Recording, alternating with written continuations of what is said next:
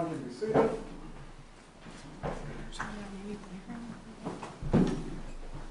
You have anything to address regarding the jurors? No, sir. Let's bring it up.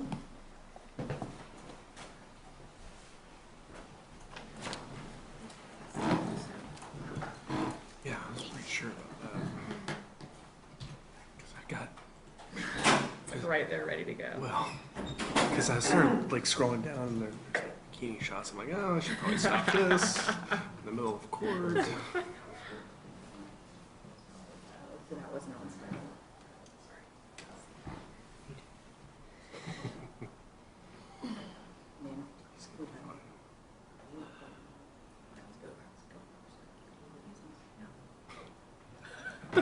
Poor thing. No. He was like, she already talked to me about that. I'm like, I know. She asked me to do it again. Listen.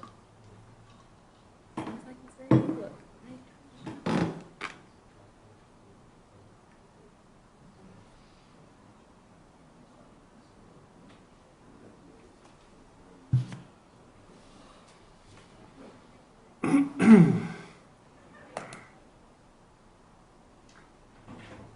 All right, jury entering the courtroom.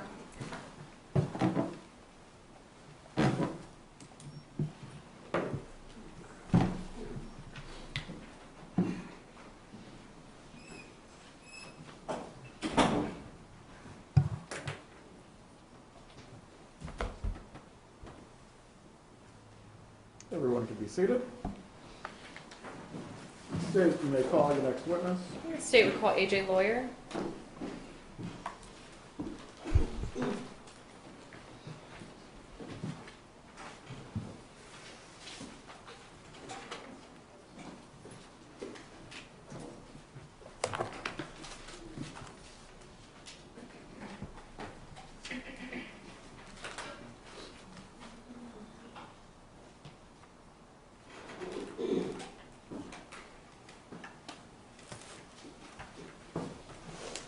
Lawyer, please raise your right hand. Do you swear or affirm the testimony you're about to give will be the truth? Yes. You can take your seat. Please speak loudly and clearly. All right, good afternoon. Good afternoon. All right, can you please introduce yourself to the jury and then spell your first and last name for the court reporter? Greetings, I'm Andrew Lloyd III, better known as AJ, A-N-D-R-E-W-L-A-W-Y-E-R. And I think you said better known as AJ. Is that a name that you go by? Yes, I regularly? go by AJ normally, professionally, AJ? working. Okay. AJ. All right, so I'll call you AJ. How old are you right now? 23 now, And how old were you back in 2019, January? 20 at the moment. Do you work? Yes. Where do you work? Boys and Girls Club, I'm a youth development specialist. Okay. Do you go to school? Yes. And where do you go to school? Edward Waters University. Is that a college? Yes. All right. What are you majoring in college? Communications. All right. So, trying to think which order I want to go in. Let's start with this. So, kind of just like growing up, you can start from childhood to high school, whatever you feel is relevant. Did you play sports? Yes. Okay. And what kind of sports did you play? Baseball, football, wrestling, basketball a little bit, and baseball a lot, and football. Okay. Baseball and football was the main ones, though, and the wrestling. Okay. The ones you like the most? Yeah. Okay. And then, did you ever do, I think you may have said it, did you ever do Taekwondo? Yes, I didn't mention it before, but yes, Okay. I did. And how old were you when you did Taekwondo? 14, 15, 16. I kind of stopped before I turned 16. So like 14, 15? Yeah. All right. What kind of things do you learn in Taekwondo? Respect, form, discipline, how to protect yourself, how to throw blocks. Yes, you learn how to kick and punch, but only in the times of defense rather than offense. Taekwondo, we never look for a fight. We never look for tournaments. We never look for an opportunity just to beat on somebody. It's all about self-realization, self-love, self-respect, and discipline. And are those all you kind of gave like the motto of Taekwondo there. Are those all things that you feel you learned in that? Yeah, integrity, self-respect, and discipline. Okay.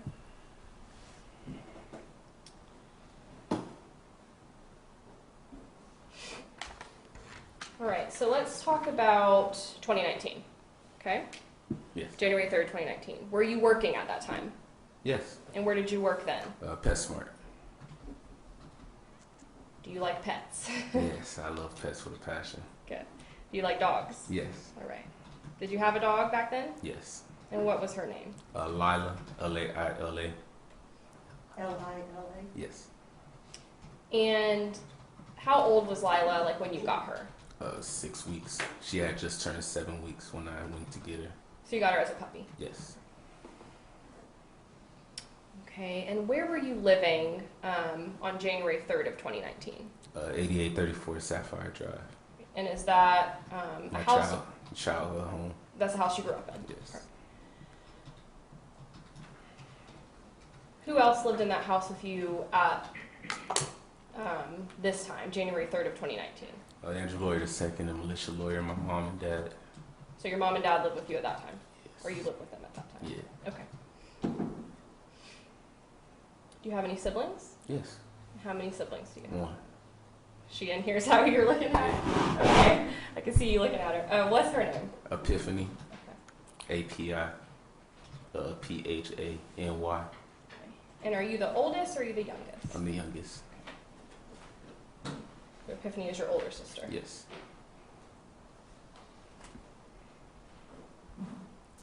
So I know you're in college now. Were you in college in 2019 as well? Yes. I had just finished the fall semester, actually. Okay. And I was about to go in the spring. Okay. Where were you going to school? Tallahassee Community College.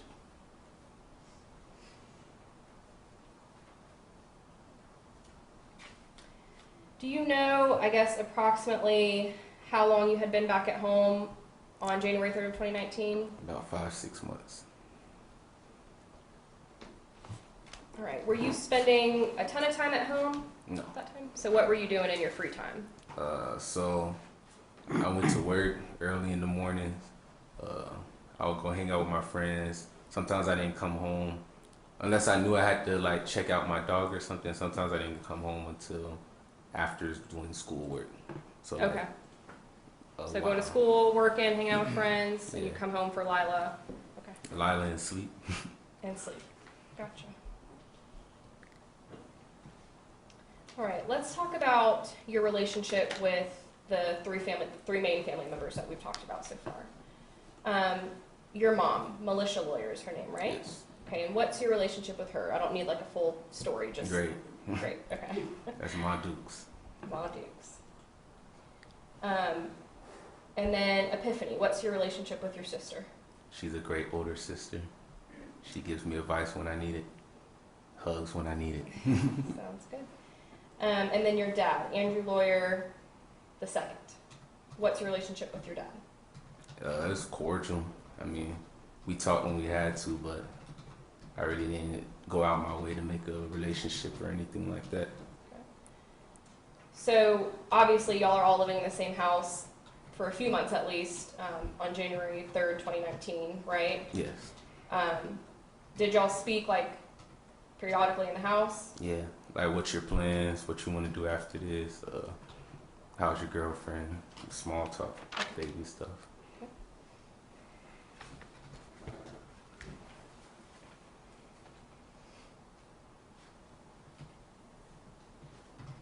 All right, so let's talk about obviously the incident that we're here for, okay? So what I want to do is just kind of start from the beginning of that day. I don't need like every second detail, but how does your day start on January 3rd of 2019? Wake up in the morning, let my dog out because I'm about to go to work. What were your hours that you worked at PetSmart? 5 to 1. So I usually woke up at like 4:15, 4:20 in the morning. Okay. I was out of the house by 4:45, and I'll just let my dog outside in the backyard while I'm getting ready. Okay. So you woke up, did you go to work? Yes. All right. And then what time do you get home from work, just roughly? Around 1:30, 1:45, because I stopped for food first. So I really don't know the exact time, but I know I stopped. I got home before 2 o'clock, though. Okay. So when you get home, what do you do? finish my food, take a shower, play with Lila, and then go take a nap. Do you remember who was all home when you got home? Yes. Who was home? My dad and my mom. Was there any issues in the house? Was everything fine? No. Nothing that you noticed? Nah.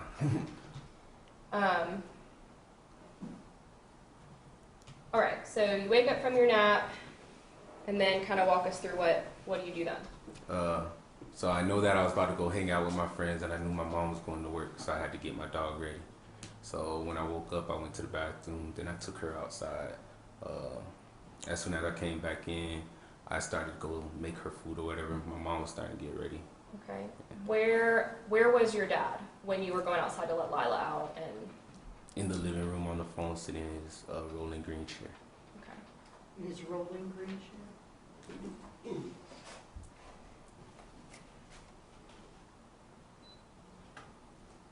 All right, so your dad's sitting in the chair. Are the doors to let out Lila, how close was that? Like, where was that at in the house? Like, where are you letting her out at? Is it in the living room? Yeah, it's like the doors are in the living room. Okay.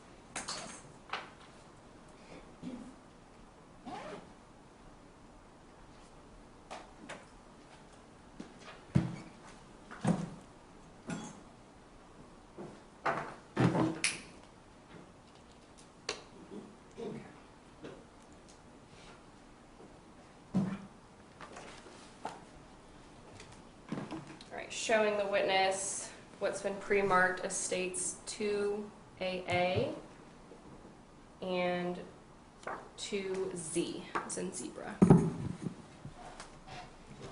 no, that's okay. It's just real quick. All right. So what room are we looking at right here, AJ? That's the living room. Okay. And the rolling green chair you said your dad was sitting in. And there's a laser pointer, I think, up there. Oh, there it is. Yeah. It might be off on the side. Turn around. There you go. Okay, so that your dad was sitting there, and then where do you let Lila out at?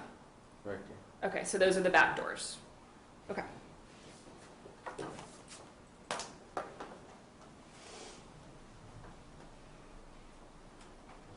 All right, so after you let Lila out, then what do? Come back in so I could start making her food. Actually, no. I let her out, and I go to my room because I have to get my phone and make sure I communicate with my friends, seeing what we're about to do that night.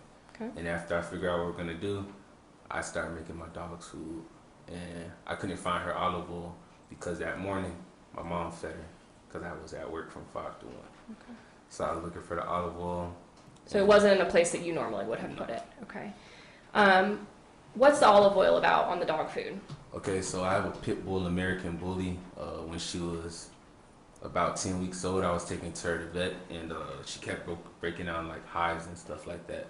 So the vet told me to use coconut oil or olive oil. So I started buying olive oil, and because I use it in my eggs or whatever, so I just started using it in her food, and from then on, I've been using olive oil in her food for the last. She's 4 now, so 4 years. Okay, so that was normal for you to do that? Yeah. All right. May I approach the witness? You may.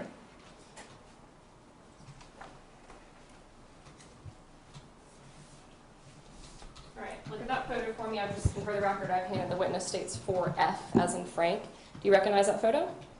And what is that a picture of? That's the backyard. That's my baby. Lila? Yeah. Okay. And has anything about that picture been altered or changed in any way? No. Okay. At this time, state would enter into evidence. It's part of a composite, but this is one photo, and it's 4F, as in Frank. An objection to 4F. No objection. States 4F is admitted. May I approach the witness and publish? You may.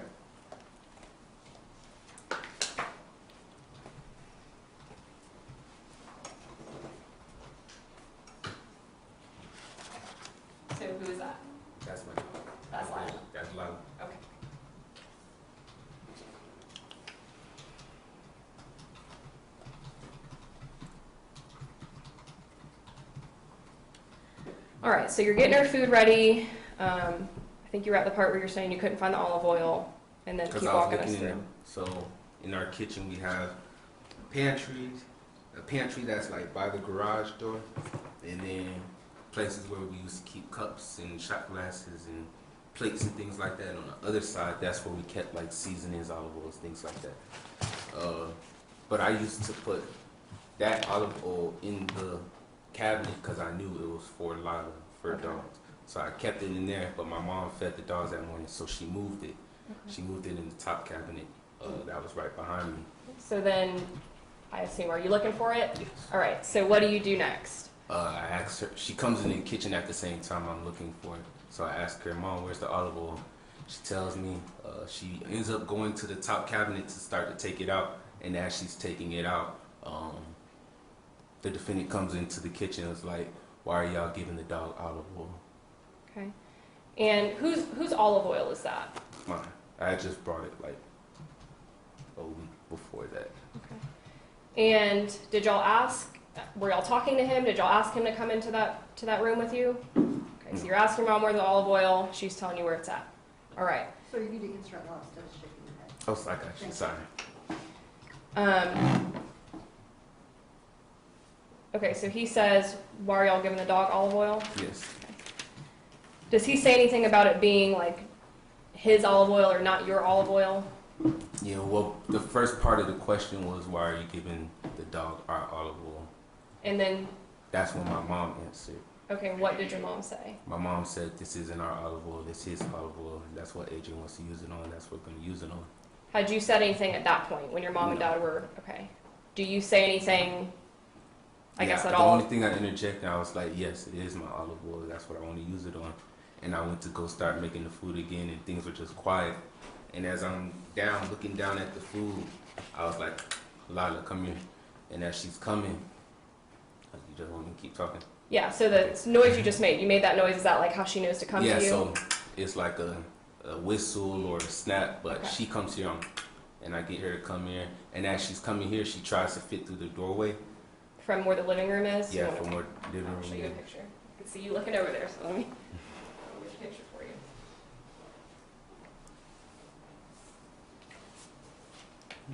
All right.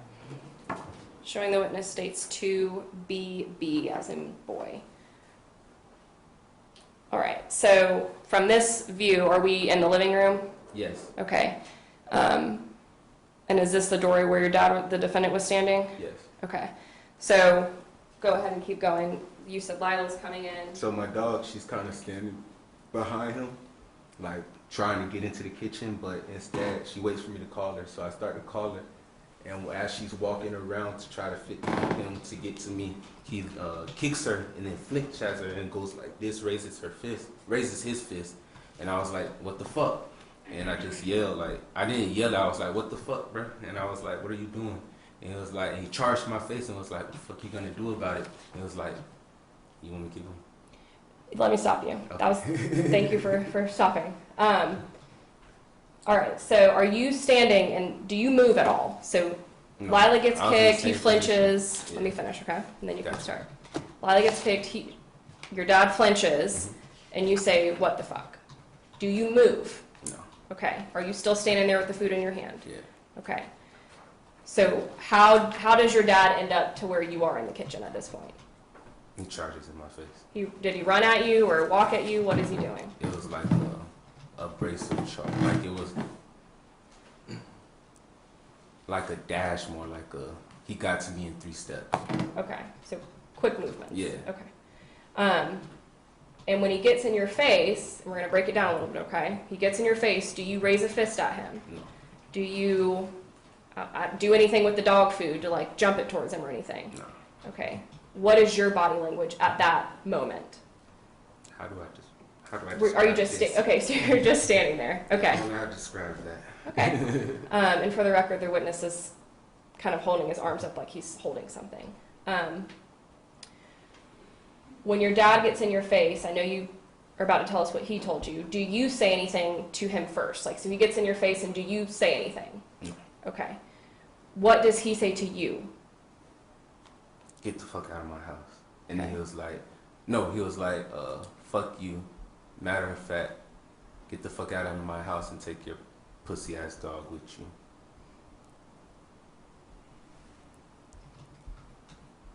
And I looked at him. Well, keep on. You're fine. I was just taking a pause. So the court reporter. So if I go too fast, you can't follow me. So I got to take breaks.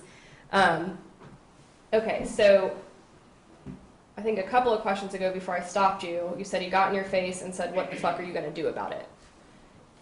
And then he continued. You don't say anything. Is that right? Mm-hmm. Okay. So Actually, I said I'm not gonna do nothing. The only reason I can hear is because Mom wants me here. And then that's when the argument kept going on. do you remember your dad saying, "What the fuck are you going to do about it?" And you respond, and just tell me if you remember this. Do you remember saying nothing because you're not worth it? Yeah. All right. And then after you say nothing because you're not worth it, is that when the comment that you just told us, the fuck you, get the fuck out of my house and take your dog? Bitch ass dog. Yeah. All right. Again, we're going to stop right here in that moment in time. What are you doing with your hands? I was still holding the dog. Still holding the dog food. So the same kind of motion you showed us before. Are you jumping at him? No. Are you picking up any weapon around you? Okay. No. Okay. So then what? He makes that comment to you, then what's happening? So he makes that comment. Arguing. So, and it's okay if you can't remember the exact order, but like arguing. The order. I don't know exactly the. That's okay. So just tell us, from what you remember, what is your dad saying? What are you saying? Fuck you, get the fuck out. You don't mean nothing to me. You're not my dad. But he said you're not my son. I said you're not my dad. You haven't been you haven't been for a very long time. And it just kept going on like that, saying So just get the fuck out, and I'm only here because Mom wants me here, and I'm only here saving money, and yeah. Okay, so just kind of this back and forth between you and your dad. All right. This argument that's happening, so right now we're still at the point where he's running your face, right? So if you could think about it in your head, almost like you're back in that situation. Sorry, I have to do that, but you're back in that situation, y'all are arguing. Is there movement happening? Kind of tell us what the movement is.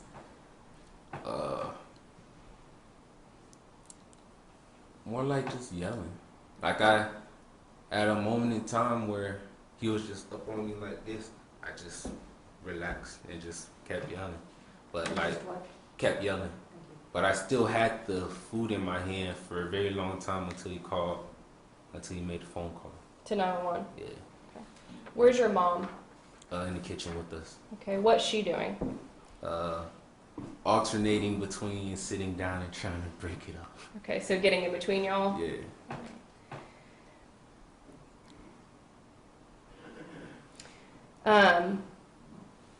Did you ever, I guess in this arguing and the time that your mom's getting in between and then sitting back down and y'all keep arguing, did you ever swing at your dad? No. Did you ever try to swing at your dad? Does he ever hit you? Tries. But does it land? No. Okay. So he tries to hit you, but it doesn't land. Okay. So y'all are not having like a physical fight, No. if I'm understanding correct. Yes. Okay.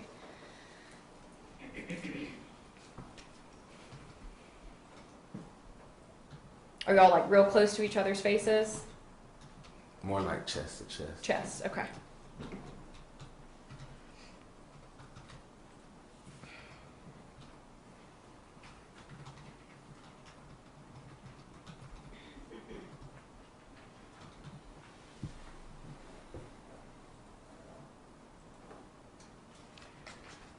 Do you remember your dad, the defendant, making any comment about like being a grown man or grown men living with their moms or anything like that? Tell us about that and kind of what your responses are. I honestly froze in that moment because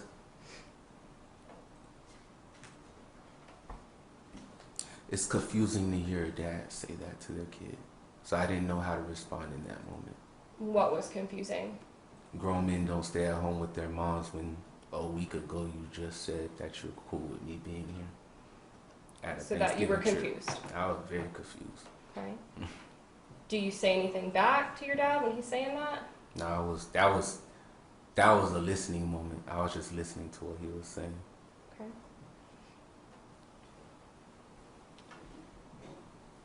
Why don't you call 911?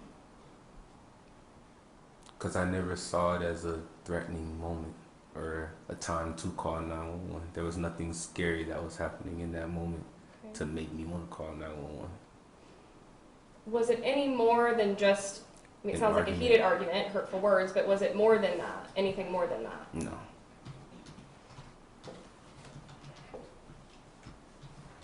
All right, so when the defendant calls 911, are y'all in the kitchen? Yes.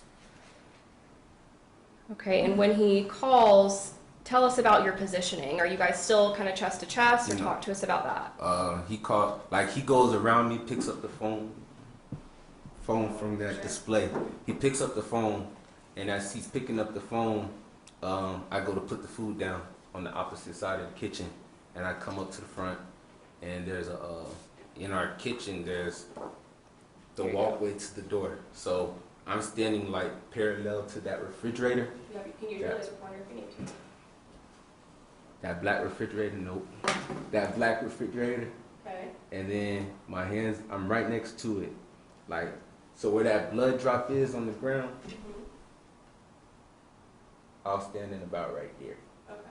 And was that blood there at No, this point? No, that's from before. Okay. But that's where the phone is. Okay. This is where I was standing making the food. Okay. So when your dad calls 911, you all were not chest to chest at that point? No. Okay. All right, so are you hearing at least your dad, you can't hear the other person, but are you hearing the comments that your dad is making to the dispatcher? Yes. Okay. What are some of the things that you heard your dad say? Come get him out my house. He's being belligerent, threatening me. And let me just ask you, were you threatening him? No, Were you being belligerent? far from belligerent.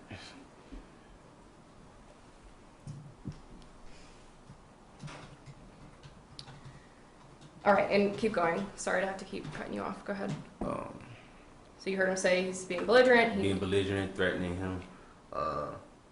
Then he was like, y'all need to come get him before I hurt him. And then What was your response when he? that's when I was like, if you weren't my dad, if mom didn't love you, if Tiffany didn't love you, if Papa wasn't in our life, you would have been out of my life and 6 feet under a long time ago. Okay, so let's talk about that thing that you said to him. What did you mean by that? If you weren't my dad, and you start naming all these people, if all these people didn't love you, If he was a stranger on the street, the fact that I was able to understand that he was my dad, realize he was my dad, control the understanding, emotion, feeling that I was having after him kicking my dog, that he was still my dad and I already didn't do anything, makes me feel that way. I was protecting my dog. I was arguing for the thing that my dog couldn't argue about. Okay, My dog can't argue why you kicked her. right. I can. So when you say to him, if you weren't my dad and if all these people didn't love you, you'd be 6 feet under, were you, so I'm kind of asking you in the opposite now, were you trying to relay to him that you were going to put him 6 feet under? What were you trying to relay when you said, if you weren't my dad? I was relaying to him that since I have this respect for you, I have this honor for you, that I still remember that you're my dad. I'm not going to do anything to you. But if you weren't, Then it would I have would been be a different. different situation. Okay.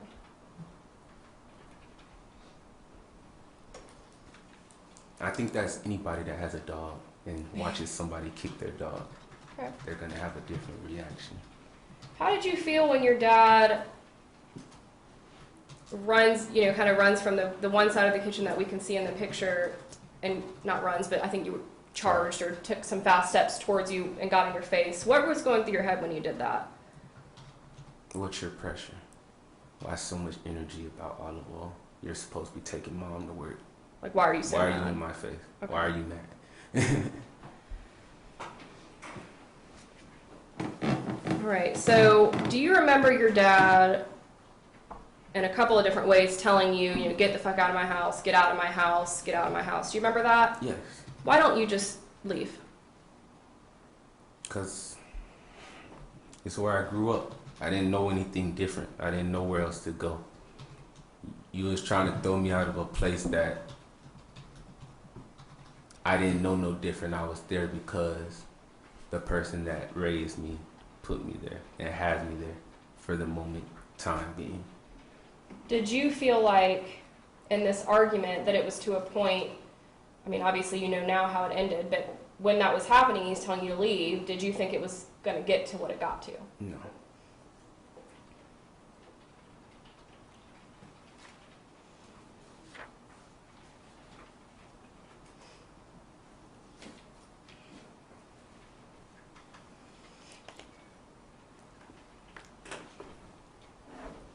All right, so what, I guess, your dad gets on the phone with 911, and then y'all are not touching, not close anymore, keep going from there. What happens next? He's saying I'm being belligerent, threatening him. I'm saying, how am I being belligerent? You can hear some of them. I was saying, how am I being belligerent? How am I threatening you? I'm all the way over here. You're the one saying, fuck me. You're the one kicked my dog. You're the one telling me to get out over nothing. And we're just having an argument about why you kicked my dog. Okay. Did he ever tell you why he kicked her? No. So what happens next? Obviously he's on the phone with 911, and then eventually... So we end up... this is after I had already put the food down, and I was just listening to him on 911, and I was just standing there, just looking at him, and I was like, "How am I being belligerent? How am I threatening you?" And this time I was just talking. I was saying it just, "How am I being belligerent? How am I threatening you? I'm all the way over here. What are you talking about?" He's just talking to 911, saying, "I'm being belligerent, threatening. Come get him before I hurt him. Come get him before I hurt him. Get him out my house. Get out." And Okay. So eventually, does your dad leave the kitchen? yes. Okay.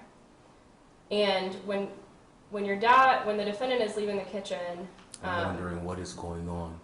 say that again. I'm wondering what is going on because he doesn't say nothing. He just walks away. Are you like in the middle? Like, is the conversation, the argument, whatever you want to, is that still happening when he Yes. walks out? Yes. And so, are you saying you were wondering in your head, like, why is he walking Why out? is he walking away? Okay. All right. So he walks away, and then I guess what's your mom doing? Following behind me. She was sitting for the moment, and then she got up as she saw him walk back and saw me walking back in. This is when she kind of taps me on my hand and is like, "AJ, I think you should get your stuff and leave." And I was like, "Mom, I'm not trying to do anything. I want to see why you kicked my dog." And just leave it at that. Okay. All right. So defendant walks to the room, and then you walk behind him. All right. Are you running? Are you? I was legit walking. My mom and dog were staying with me the whole time. So they were behind They you. were literally at my shoulder. Like in a line? Yeah. Okay. In a line. All right. Describe to me the door situation. So you're walking to the room. Tell me, I mean, you can't get up and open a door because you're testifying, but was the door partially open? Was it all the way open? Was it closed? Partially It open. was slanted as if a quick trip. Quick trip, like the gas station? No. What do you mean? No, like a quick trip into your room, like you go in and accidentally Okay. just close it a little bit behind you. Okay, I see Yeah. what you're saying. All right, so when you get to the door, do you go into the parents' bedroom? Yes. And how do you? Obviously, you go into the room. Do you kick the door open or anything like I that? used my hand. I was like, "Mom, I'm about to go in and figure out what's up," and I just pushed the door. I didn't slam it or nothing. I literally just walked in with the door handle and everything. Okay, so you grab the door handle and then push the door open. Yeah, I pushed it open. And where is your mom? Right behind me.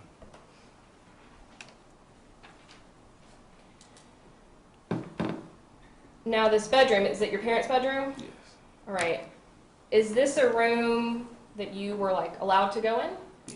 Is this a room that you've, I don't know, spent time in at all in your childhood? You gotta Yes. answer out loud. Yes.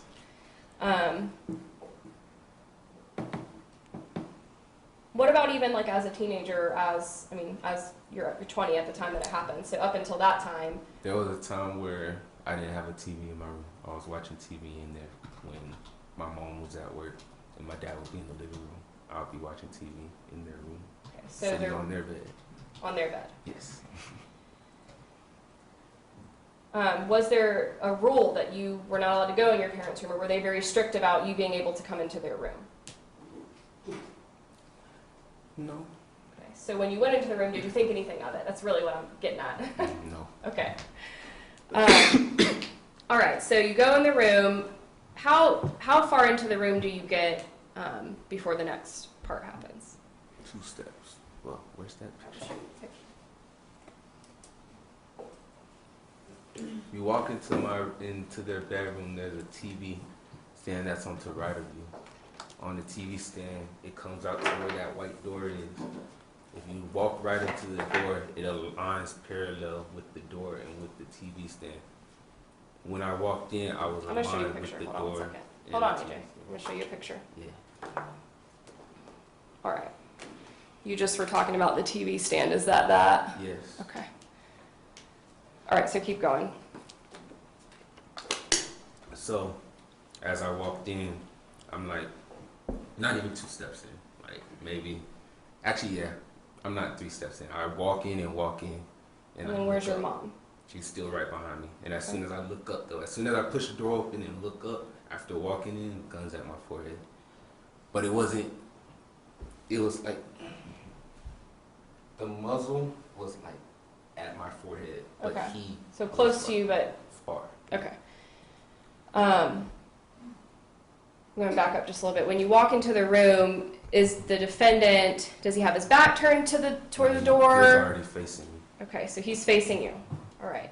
So you walk in, you look up, and is the gun down by his side? Is he finding the gun? Where's the... I really don't know. As soon as I walked in, I saw it in He had my the gun. face. Okay. All right, so does your dad say anything when you walk in and the gun is up? No. Okay. And then what do you say to him? I'm not scared of that gun. Do you ever... Or I said, I'm not scared of that gun. Are you really going to shoot me? So let me just ask you this. You saying you're not scared of a gun in your face, is that for real?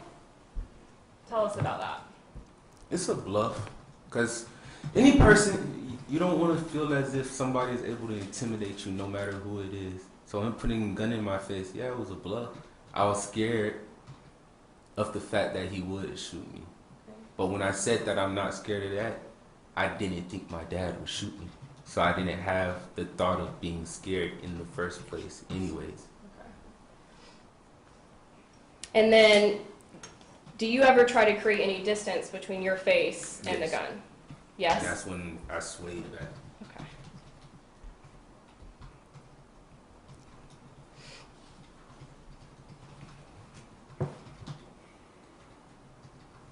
And you'll hear me ask you this a lot, so I'm going to ask you it again. When you're standing in that room and that your dad has a gun in your face, you just told us the 2 things that you say. Do you ever raise a fist? No. Do you kick at him? Do you lunge at him? Do you go towards him? Do you grab his wrist and try to get the gun out of his wrist, No. out of his hand? Do you make a threat to him? No. Did you have anything in your hands? No. Where were your hands at? On my side.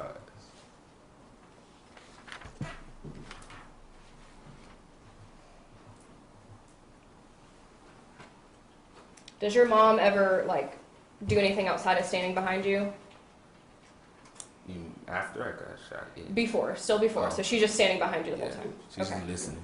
Listening. All right. Do you say anything about God? Okay, tell us about that. I've been growing up in church since I was a little kid. So my mom, she tried to stop me from going into the room, but I looked back at her and I was like, God got me.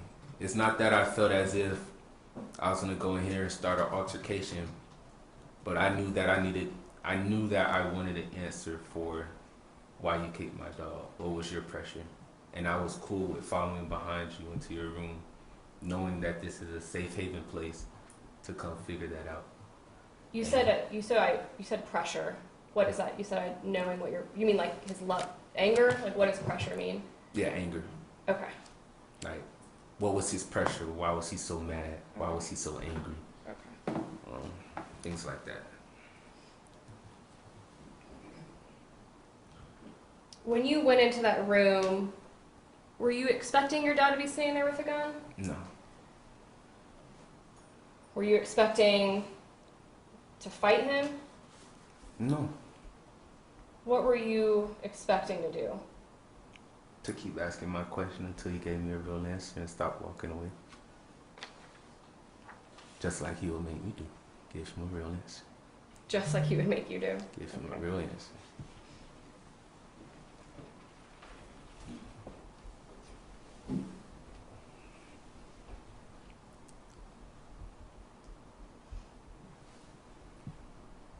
All right, so I think we got to the part where you move back, you create distance between yourself and that gun, and then tell us what happens from there. Pop. That's all I heard. And then as soon as I heard pop, I twisted down to the right, towards my mom. My mom's behind me. I twisted automatically. And as soon as I twisted, I went like around him and then fell to the ground.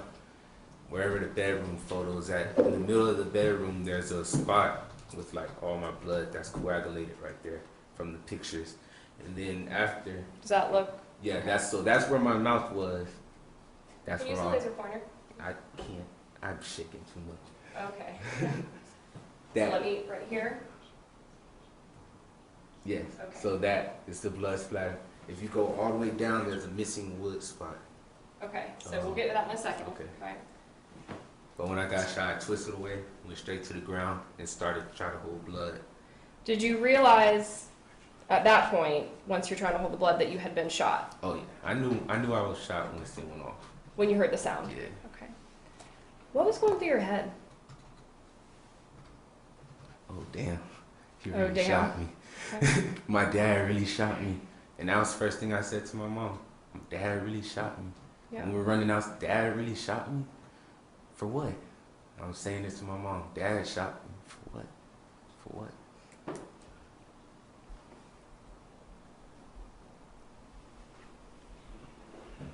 All right, so you are on the ground. Are you, I guess, able to move your arms around at all? Yes. Okay. Where were your arms when you were on the ground? A turtle position, kind of as if he was trying to barrel crawl or... So like curled up? Yeah. Okay. Were your arms on your face? Yes. My Or your hands, were on hands, my I'm sorry. face, but my elbows were tucked up under my body. On the ground? Yes. Okay. When you were on the ground, here we go again, right? When you were on the ground, did you reach for a weapon? No. Did you, which there's not really any around there, but did you yell out a threat? No. Did you get up and run over and punch your dad? No. All right, so you're laying on the ground, and what happens next? I hear the gun go off again. And as soon as I hear the gun go off again, I just jump up. I don't know where the gun was shot. I don't know what happened. I just heard again. You heard another pop. Yeah, I heard another pop. And what were I you just thinking when you jump hear the second pop? up. Oh, dang. I'm about to be dead. I wonder if God really does have me.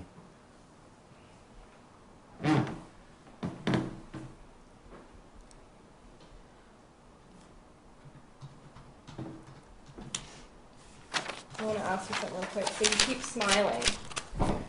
What's that about? Is that because it makes you happy to talk about this? Why you keep on smiling? Nah. What's that about? Smile through pain. Smile through despair. Smile through hurt.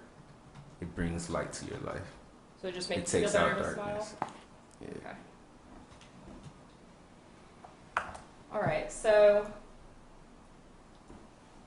after you hear the second shot, what do? Jump up. Like literally jump up. And I'm just looking around and I get dazed for a minute because when I jump up, all the blood just goes to my head. So I'm like this, stumbling around. And as I'm stumbling around, I like go towards his dresser because when the bedroom is, the way the bedroom's set up, you can go through the office. You can go through the bathroom, through their bedroom, through the bathroom, through the office, to my room, into the living room, to the common area, everything. So I was about to run through that way because I knew through the normal doorway was the gun, and my mom's still fighting with him, trying to keep the gun up off of me. I'm going to show you a picture real quick just so you can show the jury what you're talking about. All right, this doorway right here, is that the doorway? Sorry. Yes, that doorway leads right into the bathroom, and that bathroom has another door on the other side that leads into the office, and that office leads into the living room. All right, hold on one second, okay? I'm going to show you another picture, a wider shot. My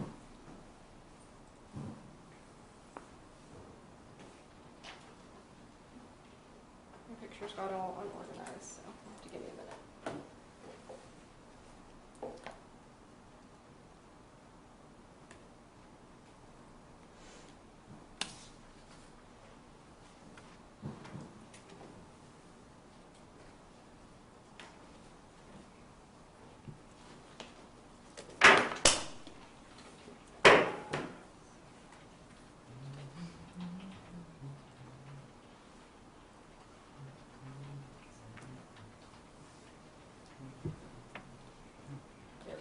Okay.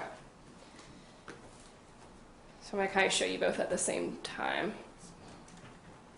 So that top drawer, when I got up from the thing, there's like blood on the top of that thing, on the top of that dresser. I had to use it because as I was stumbling around, I almost fainted. So I had to use the, and I kept my stable up by using the dresser, and I just pushed up. And then instead I turned around, saw my mom and dad still fighting through the doorway. That's when I ran out that way. Okay.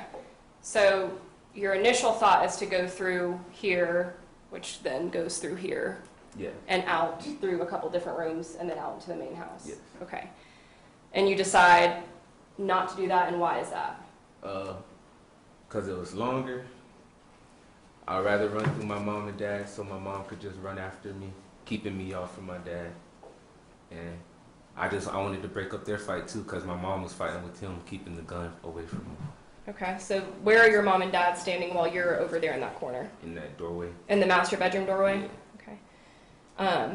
All right, so you decide to go out that doorway. Does anything happen when you get through that, or when you're walking through that doorway? Yeah, he reaches around my mom over her head and was like, "Get the fuck out of my house." And all right, so this is the third. Tell me if my count is wrong. This will be the third time that the gun gets pointed at you. Yeah. All right, now this time when he points the gun, is it like at you? Is it around you? Kind of where? It's at the corner of he reached around my mom and it's like at my corner of my head. Okay. And do you just run out, or what do you do? I just get out of the way and move. Okay. A bluff is something until it happens. All right. Like Tyson says. I'm sorry, what? No. You gotta wait for me to ask a question, okay? Yeah.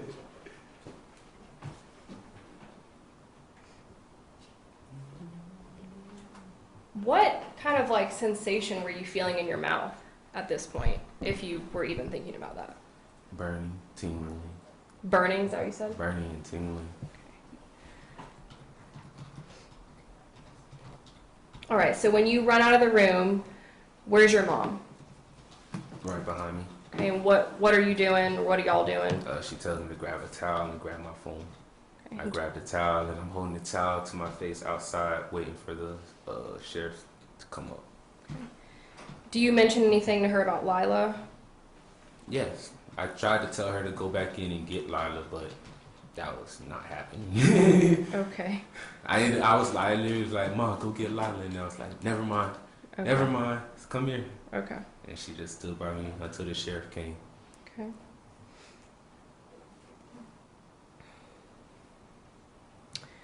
In your parents' room, are there any other, and I can put the picture back up if you need me to, are there any other, I guess not necessarily weapons, but anything else in that room that could be used as a weapon? Decorative swords, Hall of Fame bat, or autographed bat. Okay, so swords and bats. This samurai sword that's duller than a butter knife. But yeah, those. Okay, so maybe the samurai sword isn't going to do much, but that's in there. All of those wasn't going to Okay. do nothing. But yeah, all that's in there. Okay. How come after he shoots you, how come you don't pick up a weapon and come at him? The beginning of our argument, I said it wasn't worth it. So you just It's still weren't even not worth gonna, it. not worth it. Not worth it.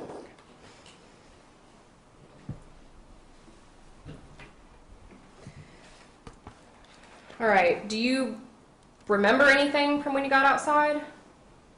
Everything. I Okay. remember So my what do you ambulance remember? ride. Ambulance ride. Mhm. Okay. She asked me what my name was. I was like AJ. She was like, your full name, Andrew Lloyd III. Okay. So just kind of like The basics. Okay. Um, can't get into too much of the conversation since that's hearsay, but appreciate it. So you remember being in the ambulance? Yeah. Okay. Did you go to the hospital? Yes. And without telling me what anybody told you, so don't tell me what doctors or Right. anybody told you, okay? What do you remember feeling or seeing? What do you remember? The only thing I remember is getting trached. I remember the doctor looking me in the eye and saying, "Hey, you're about to get trached." Trached? Yeah. And what is That's that? why he said my throat was closing up. In like the whole time, he was like, "Your throat's closing up. It's time for us to trach you. Okay. You're about to be asleep." And I was like, "Okay." Did you feel that? No, I didn't feel none of it. Okay. But he was in. Yeah, I didn't feel none of that. What do you remember about, I guess if you remember, feeling anything or doing anything? It was just hard to swallow because I had blood being filled with saliva instead. From your mouth? Yeah, I got a mixture of bullets and bullet fragments still going down, trying not to go down, fighting themselves going down. That's why my throat's closing up, trying to keep my body protecting itself. Okay. Were you able to breathe out of your mouth? No, I was able to breathe out my nose. Okay. And then I didn't start breathing really out my mouth until after the trach surgery. After the surgery? Yeah. Okay. Do you have a scar from the trach? Yeah.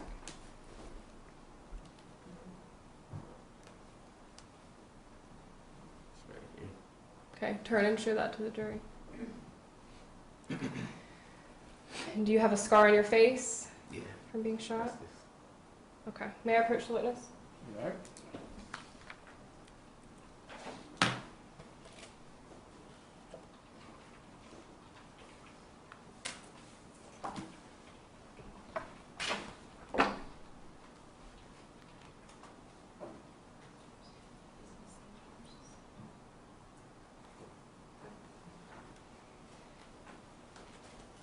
All right. I am handing the witness what has been pre-marked.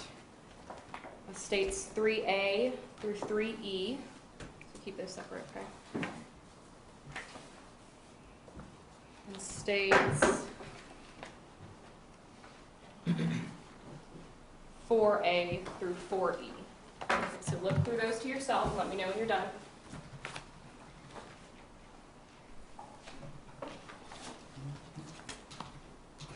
That's crazy.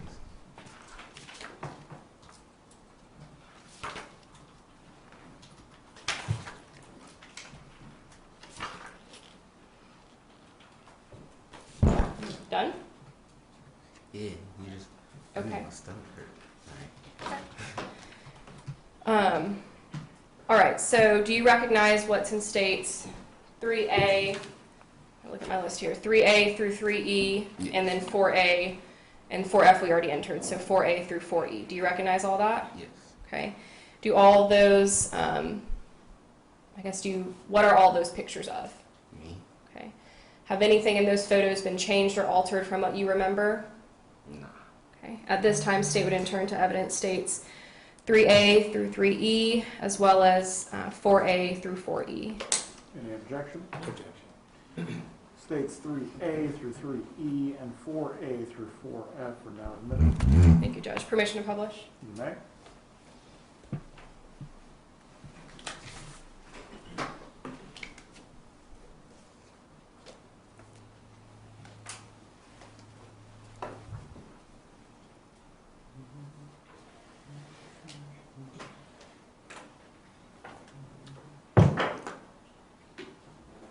And I don't need you to say anything. I'm just going to show the jury, okay?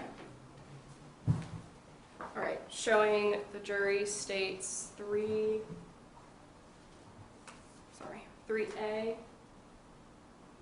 And is that you in the ambulance? Sorry, I am going to ask you a question. Is that you in the ambulance? Okay. Yes? Yes.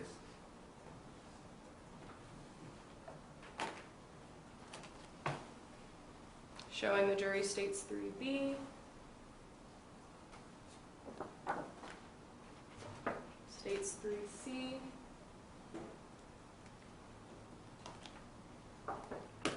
States 3D as in dog.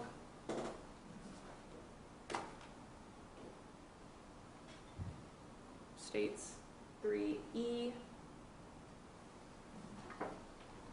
Right,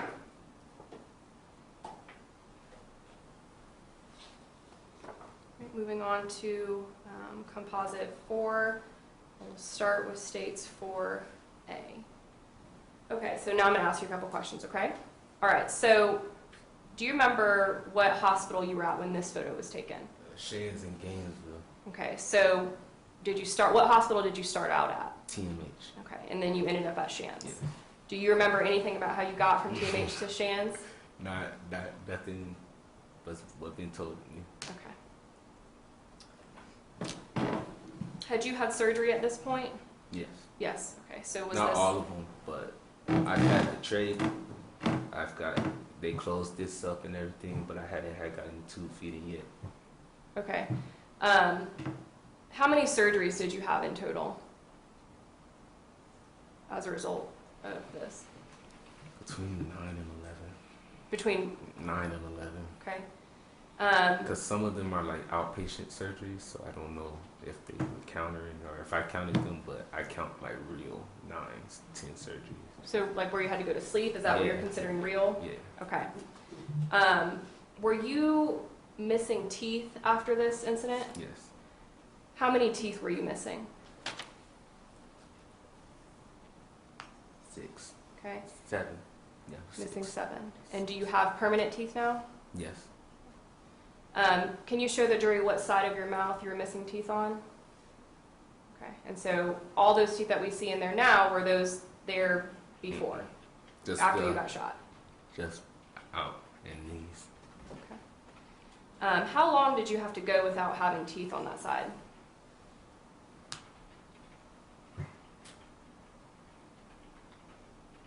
January 2021? February 2021? So you got teeth in February 2021? Temporaries. Temporary teeth? Yeah. Okay. Are those like dentures? Or? Yeah, they were like, no, they were still impressions, but I was able to take them out and put them back in and stuff like that. Okay. It was just so that he could like literally graft it for real, and he gave me something until we was able to pay for the permanence. And pay for the what? The permanence. The permanence. Yeah. Okay. The permanence was a lot of money. Okay. Were you able to eat just like normal food without teeth on that side, or talk to us about that?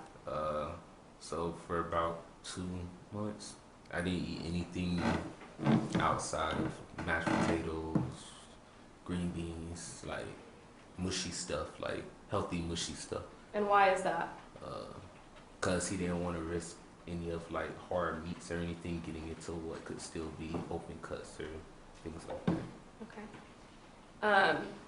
I think you said it earlier that you said something about a feeding tube. Yeah. What was that about? When did you get the feeding tube? So I got the feeding tube 2 days before I checked out of the hospital. No, 4 days before I checked out of the hospital. So January, checked out January. I got it January 9th because I had to go back in for them to put it back in because I accidentally ripped it out one night. Okay, so you got it and then you ripped it out on accident, had to get it put back in. Okay. And did the feeding tube help with your eating? Oh yeah. Okay. I mean, that's the only way I was able to stay in maintenance weight because when I first got back, I had already dropped 20 pounds before they had put me on the tube feeding. Okay, so were you losing the weight because you couldn't eat? Yeah. Is that, okay. And I was on medicines and things like that. Okay, make sure you speak up, okay? Okay. The missing teeth and the 9 surgeries and the feeding tube and the trach, was any of that an issue prior to the defendant shooting you? No. Do you have a scar from the feeding tube? Yes. Are you okay showing the jury that scar? Sure. It's a lot of work. it on your stomach? Okay.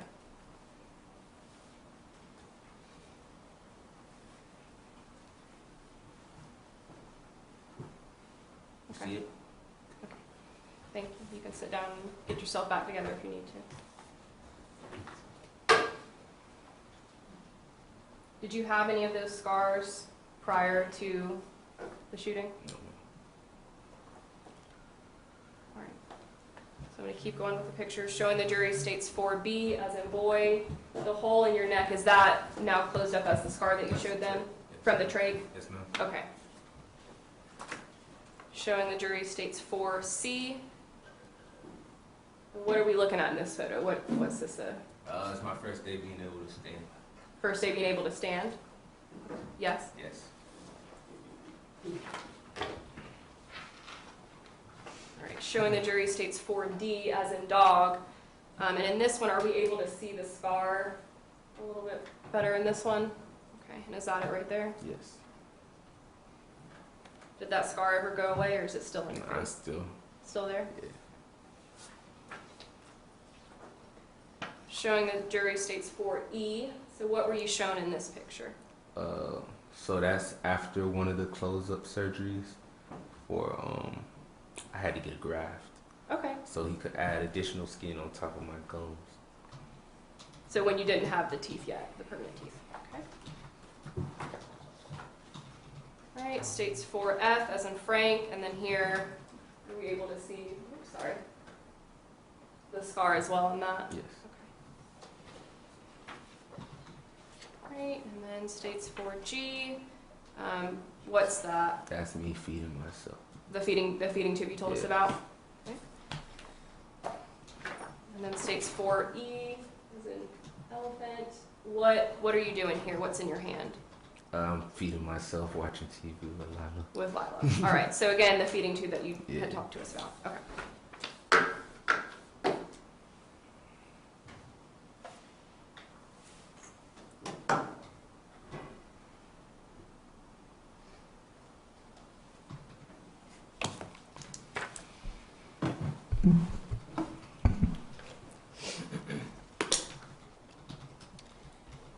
So we talked about missing teeth. Did the shot, did you miss any part of your tongue, or did it mess up your tongue at all? Yes. I used to be able to stick my tongue out to like here, but now I have a scar. Okay. You don't have to show it. That's difficult. You Yeah. don't have to show it. So it took out a piece of your tongue? Yes. Obviously we hear you talking now, but back then, did losing part of your tongue and your teeth and all that, did it affect your speech at all? Yeah, it just made it, I had to think about what I talk, because I had to like actually force words out sometimes. Pronunciate a little better? Pronunciate a little better. All right, do you see, I know we've gone through a lot, but do you see the person that we've been talking about this whole time that shot you in the courtroom here today? Yes. Can you identify him by an article of clothing? Navy blue shirt. I don't know how to describe that tie. He's right there though. Okay. Is that sufficient? Describe the tie in the best way that you can. Yes. Maroon and gray with gold highlights. Okay. Should the lawyer please stand? Record will reflect the witness has identified the defendant. You can sit down, sir. Thank you, Judge. We have 1 moment. Time? No.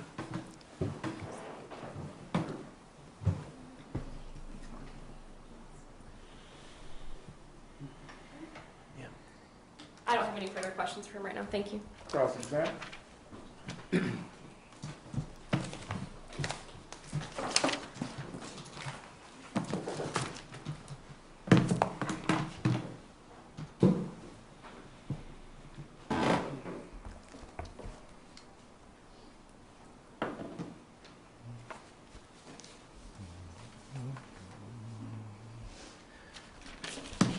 Good afternoon.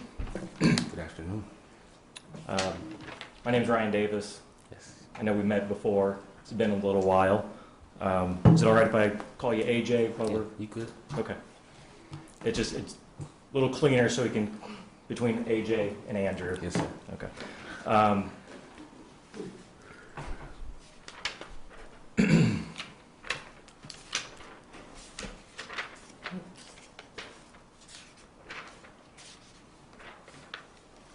So AJ, you said you're 23 years old now, Yes. and at the time of the incident, you were 20. Yes. And at that point, you had been living at home, you said, for a couple of months, what, 4 or 5 months, something like that? 5, 6 months. 5 or 6 months? Okay. And before that, where were you living? I had my own apartment in Adams Point. Okay. Well, Adams Point.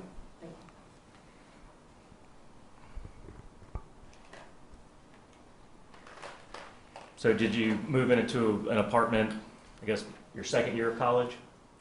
Yes. Okay. And then before that, you lived in a dorm? Dorm. So when you graduated from high school, which was what year? 2016. 2016. So the fall of 2016, you moved into the dorm? No, summer 2016, I moved into the dorm. Okay, so you ready to go ahead and get started on the Yeah. education? I actually was in an ASB program. And what's that? It's the Access Summer Bridge. Okay. So you started, what, probably a couple weeks then after you graduated from high school? Yeah, like literally a month. Okay. And so from the time you moved into the dorm, was there a time that you went back home, Christmas break or anything, or did you mainly stay at the dorm? For just Christmas breaks, Thanksgiving breaks, I would still take trips with them to Fort Lauderdale and things like that, or go to Thanksgiving with our grandparents and things like that, but not really. I mean, I stayed on campus most of the time, Okay. but being from Tallahassee, it was convenient. So when did you move into the apartment?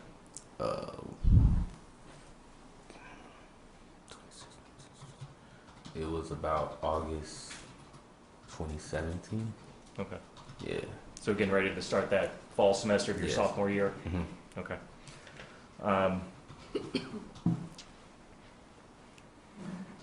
You also talked about playing some sports. Sounded like baseball and football were your two favorites, and Yeah. wrestling. hmm But you also said you did some taekwondo and karate. Yeah, just Taekwondo. Okay. I stopped karate when I was like 6 years old. I don't remember nothing about it. Okay.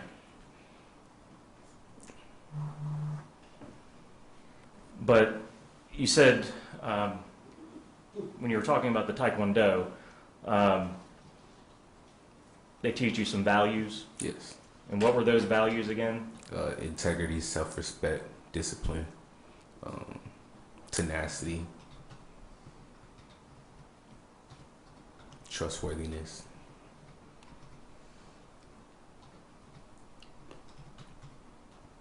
And were those lessons that have stuck with you? Is that Yes, sir. You got it.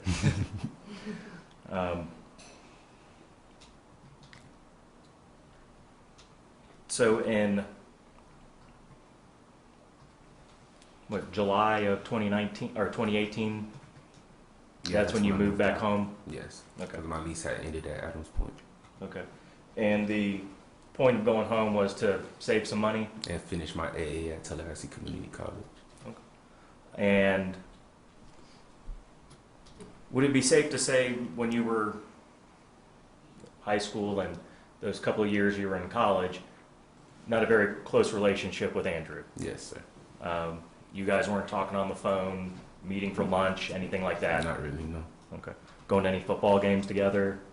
Mm-mm. I would see him at football games and things like that, but no.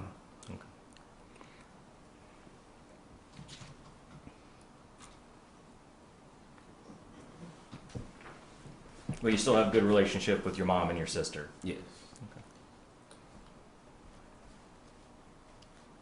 And then the day, January 3rd of 2019, you said you had gotten up early that morning to go to work, working at 5 a.m. at PetSmart, correct? Yes. Get off work around 1 o'clock, grab some food, come home, and the plan was to go out and meet some friends later, correct? Right. Yes. But you've been up since 4 something, so you decided Yeah. it was nap time. Yes, sir. Okay. When you came home, was your dad there? Yes. Was everything cordial as you came in? I walked in, said, "How you doing? Good morning. About to go take a nap. I just got off work." He said, "Okay." So nothing out of the ordinary, nothing? No. Okay.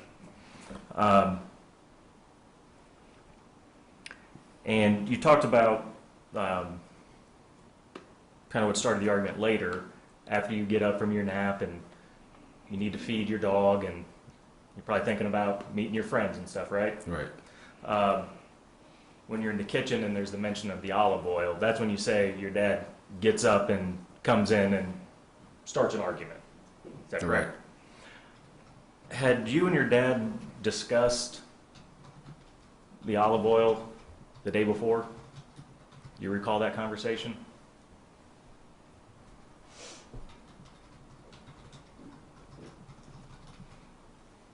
No. You don't recall that? No. Okay.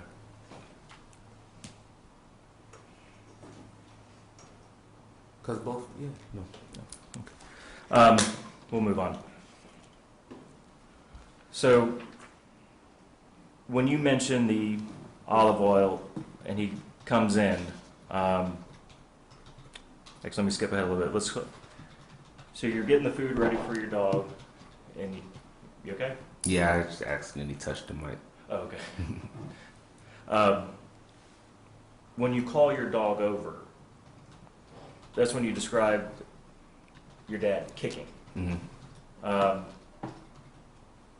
Was it, describe it in more detail. Was it he tried to punt the dog? No, it was a side kick because she was walking beside him, so she was still standing here. He was still standing parallel through the doorway. So as she's walking by the side of his calf, yeah, that's your calf. Side of your calf, it hit the side of her rib, and then that's when he raised her fist. Like this? Nah, I heard it hit off her rib, and she looked up at me and then looked up at him like he was crazy. Just a second.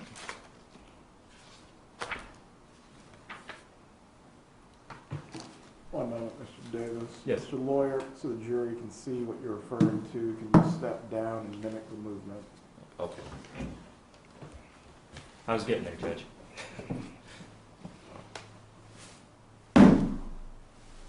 Like that. It's against the dog. It was blood and everything. And that's what you saw him do? Yes, and then raised his fist. Okay.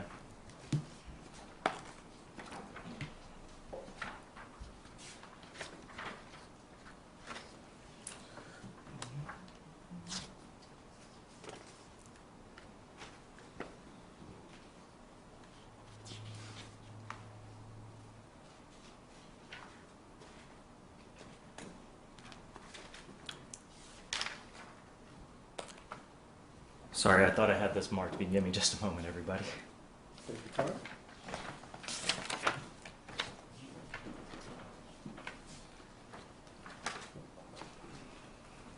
The attorneys can approach.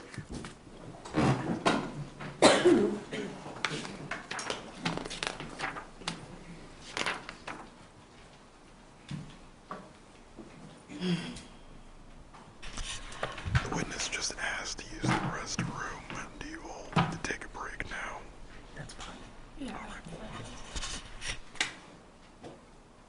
Members of the jury, we're going to take a brief break before we continue with the examination. The bailiff will take you to the jury room.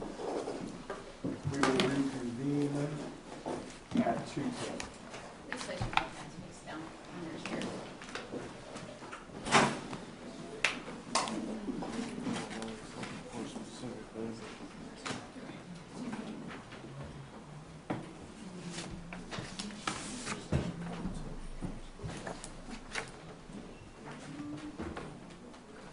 Yes, ma'am. Oh, okay.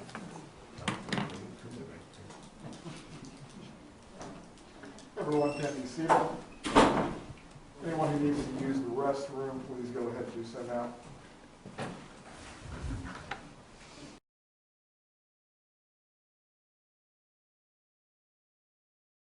We're back in session. Everyone can be seated. Let's bring back in the jurors.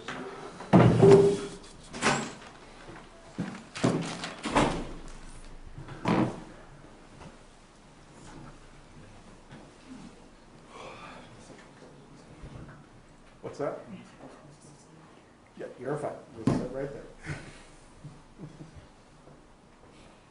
Getting antsy. Huh? Stand up and stretch if you need to, but. No, I was saying if I needed to stand up, I was asking him to.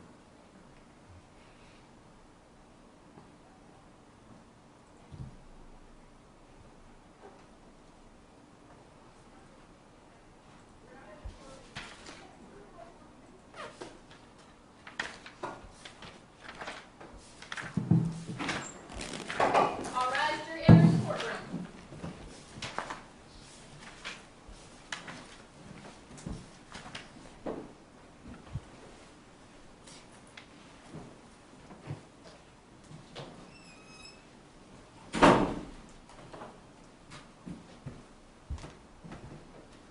Everyone can be seated. Davis, you may continue with your examination. Thank you, Your Honor.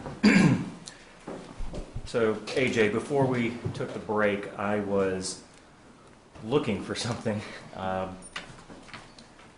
Could you, like I said, when we first started, I reminded you, we met one time before when we took a deposition, correct? Yes. And then you also, a couple of weeks after the incident, when you were still in the hospital, some detectives came, or... No, I went Sure. to the detectives. Oh, you went to them? Yeah. Okay, that's right. But you did a statement, Yeah. and you guys also talked for a while, correct? Okay, so that's what I was searching around for. Right. But getting back to the dog, you said that you described what you saw him do and the kick and stuff to your dog. But I also asked you the same thing back when we did the deposition. Mm-hmm. And I said, let me back up. Did you see him kick your dog? And at that point, you answered, I thought so. Mm-hmm. You remember saying that? Yeah. Okay, so at that time, you said... Because it was 2 weeks after me getting out of the hospital and getting out of surgery. I remembered a lot more later on. Okay. Well, that was 2 weeks after surgery when you did your statement Okay. with the police. I'm talking about when you and I sat down and talked, which would have been on March 10th of 2020. Okay. So that's when you remember telling me Yeah. that during that Yeah. deposition? Yeah. Okay. So during the deposition, you told me you thought you saw it, but here today you're saying, I remember I did see it. Yes. Okay.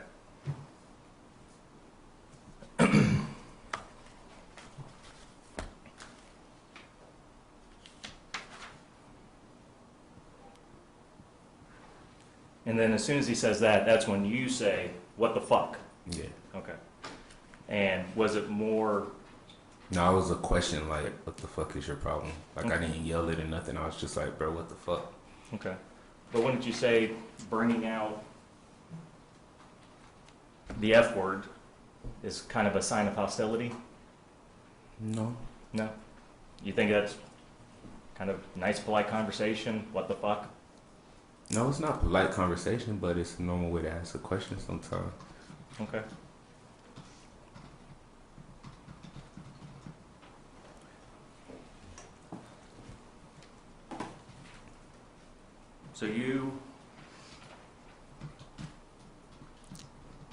So that's when he comes up and you guys are now face to face, correct?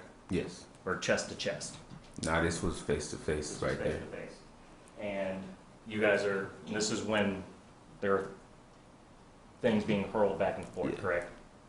And this is when you described, he said, you're not my son, and you said, you're not my dad. Yes. Okay. And this was also during this time when you said something about, if it wasn't for mom and everybody, you would have already been 6 feet under. But I said a lot of things before that, though, too. Okay. Well, what other things did you say? If you wasn't my dad, or if there was a lot of ifs that were put in a statement of him being my dad that made me not doing anything believable. Okay. But you still said about him being 6 feet under, correct? If he wasn't my dad. Okay.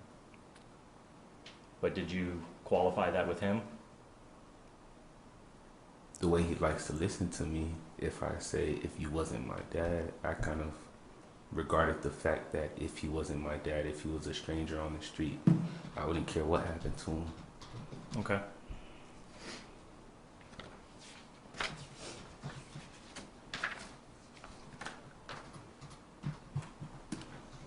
So how long are you guys in the kitchen before he picks up the phone to call 911?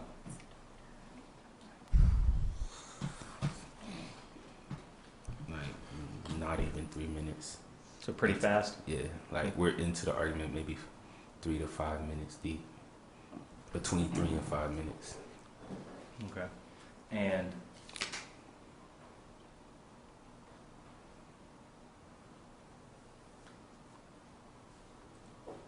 And how long is he, after he dials 911, he does that in the kitchen, correct? Because we can hear your voice over the call. Right. And you've listened to that before, correct? Yes. Okay. And pretty quickly he moves to his bedroom, correct? Pretty quickly, yeah. Okay. And you decide you're going to follow him because this conversation is not over. Yes. This argument is not done. Right. But hasn't he signaled to you that he wants to be done with it by walking away? Anybody can walk away from an argument. That doesn't mean it's always done. Some people walk away from arguments and come back with something worse. But he didn't come back. You went to him.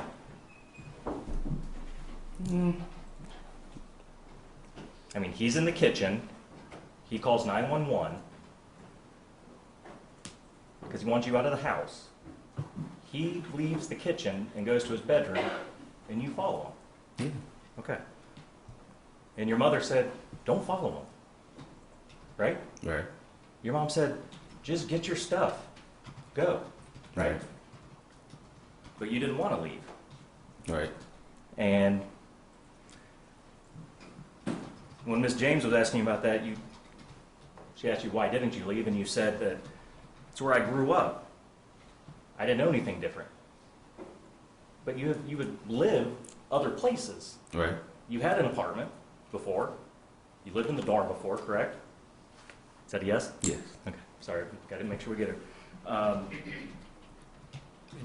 And you're going out to meet friends. Did any of your friends have apartments? No, they were all on campus kids, so they already had somebody living with them or roommates already. Okay.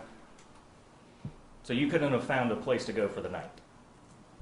Yes, I could have. Okay. But what's the point if I have my father and my mother that supposedly says I'm able to stay there? Okay. But he told you to leave. Over me asking him about why he kicked my dog. Okay. Yeah. That you now say you saw, but previously you thought you saw. Yeah. Okay.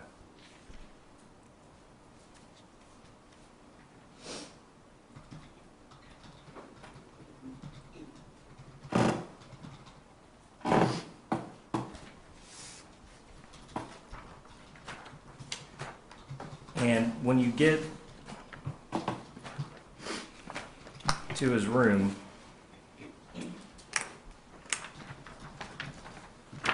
he already has the gun in his hand? Yes. Okay. And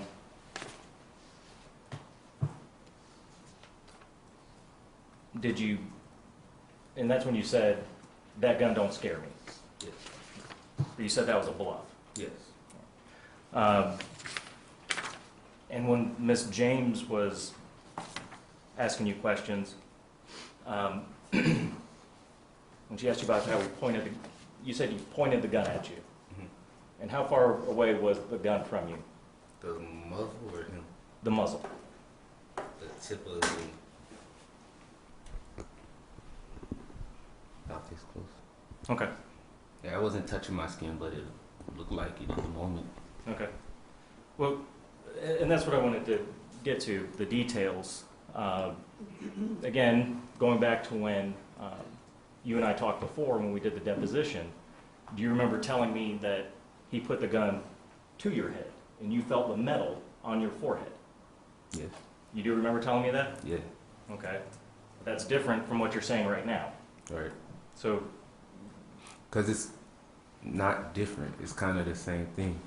It's just when you asked me that question in my deposition, I believed that it was touching my skin. That's how it felt. That's the experience I got from it. That's how close he was. That's how dangerous it felt. That's how scary it was. okay. That's how much I wasn't bluffing. That's why I swayed back Okay. and avoided. But what I'm getting at, though, is that you're describing it two different ways. In the deposition, you tell me you literally felt the metal on your forehead. Okay. And today you're telling us that it was kind of maybe, several inches away from you. Right. Correct? Because when it came up, it was right here. It feels like it's on my forehead. Okay. Even this microphone feels like it's almost touching me, and Okay. it's not touching me. All right. But you said I literally felt the metal on my head. Yes. Okay. But you didn't, because you just said it never touched your head. Right. Okay.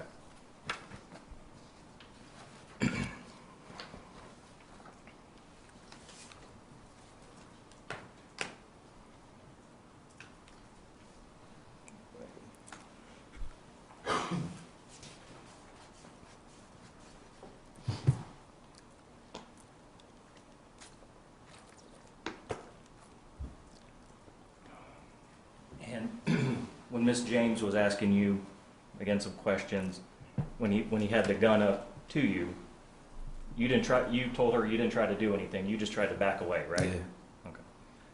So now, again, going back to 2 weeks after the incident, when you're talking to the police, Mm-hmm. and you're giving your statement there, do you remember telling the detective that when you met me, I tried to push him? I tried to go like this, move. Okay, so you did make some type of movement. That's what I remember. Towards him. Yeah. Okay. Not towards him though, away. Like I didn't go towards him whatsoever. When I swayed back, when I moved my hand, all of it was protecting this whole part of my body and going like this, flying towards back. Okay. Well, that's different than what you said 2 weeks after the incident when you said you tried to push him. Because this would be tried to push. What part are you? When that happened? I'm on page 42. Okay, I'm close. I just couldn't find it. 18 I don't remember trying to push him at all. Okay. But if that was recorded, and that's what you said then, obviously you said it, correct? Yeah, I said it. Okay. But there were so many different stories going on, different questions going on. I was seeing many different people at that time in my life, getting asked different questions. Well, I'm just talking about specifically when you were talking to the detective, when you gave a statement, when you made your written statement, and then you talked to him for a while. Yeah. Okay.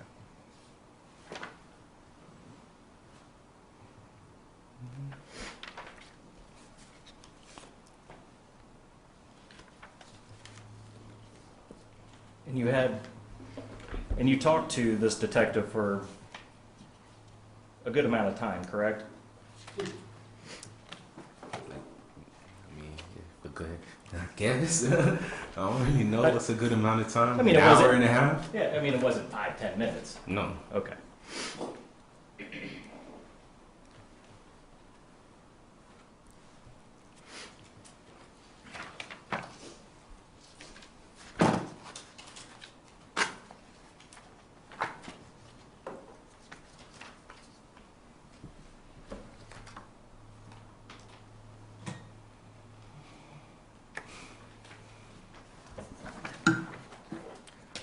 Sorry, just trying to organize my papers. Yeah.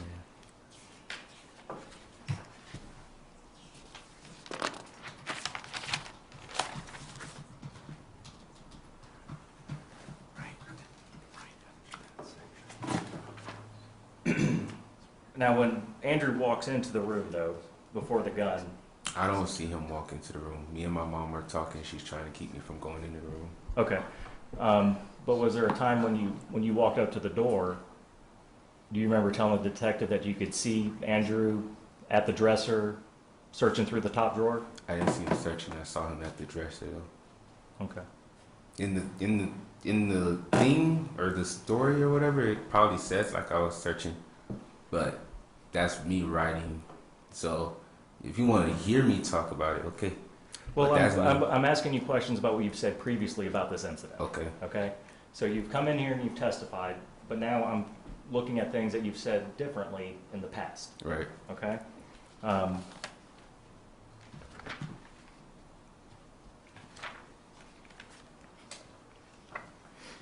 And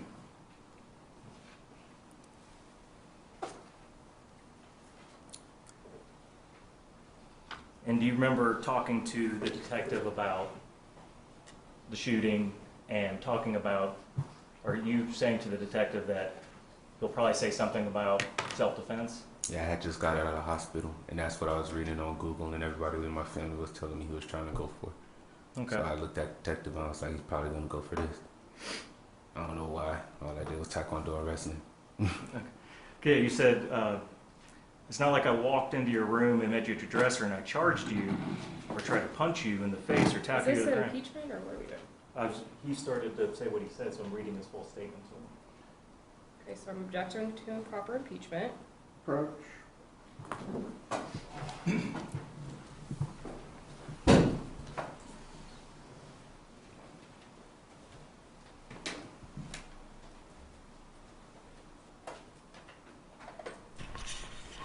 Right, we're not having a stream of conscious narrative. Ms. James, do you have an objection? Yes. Improper impeachment. Response. Judge, he started to say something that he was referring to that he told the detective, so I was just going to read him the complete statement that he said at that time. So you have the proper foundation for the impeachment. Ask him the specific question. From there, you can continue forward. Objection is sustained. You may continue with your examination.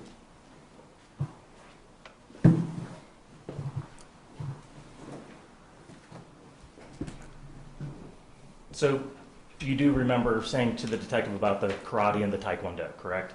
Yes. Okay. And do you remember telling the detective, or when you're talking about the self-defense, do you remember saying to the detective, because he knows what I can do? Yes. Okay. And that was you referencing back to the karate, taekwondo, wrestling, all those things? Not even karate, just taekwondo and wrestling. Okay. I haven't done karate since I was 6 years old. I don't know nothing regarding karate. But you Anymore. did say karate to the detective, right? Yeah, and then my math was given to me. And you also mentioned mixed martial arts? Yes. And you also Mixed mentioned, martial arts involves taekwondo and wrestling. That's a type of mixed martial arts. okay. And then you also mentioned knowing how to shoot a gun. Yeah. Okay. And then you said he's going to say self-defense because he knows what I can do. Yeah. Okay.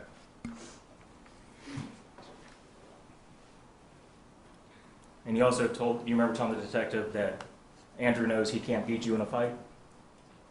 No, that was just confidence. That's protection of myself and who I am. But you said that to the detective, right? And you told the detective you beat up people bigger than him, older than him? Because I wrestled. I did Okay. taekwondo. Okay. It But was you're part of telling- my tournaments. I did it. They paid for me to do these tournaments in front of him. I So he know. watched me. But you're telling the detective he's going to say self-defense because he knows what I can do to him. Because he's watched me do it. Okay. So you know that you can, if it was a physical fight, I can protect myself. and you could take him out. No, that's not my goal. It's to But protect that's what myself. you're telling the detective. He knows what I can do. Yeah. Okay.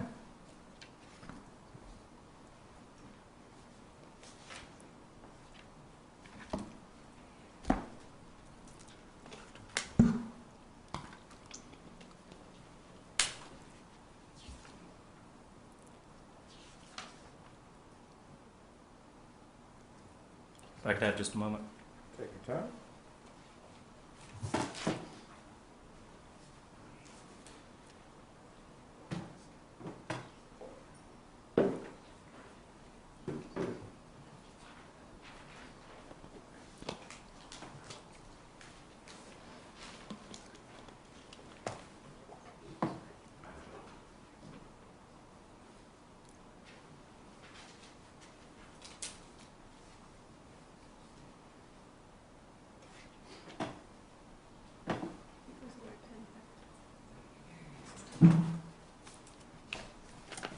And when Andrew points the gun at you, how is he holding the gun?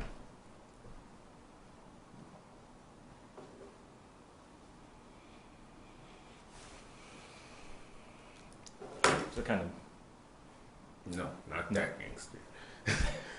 like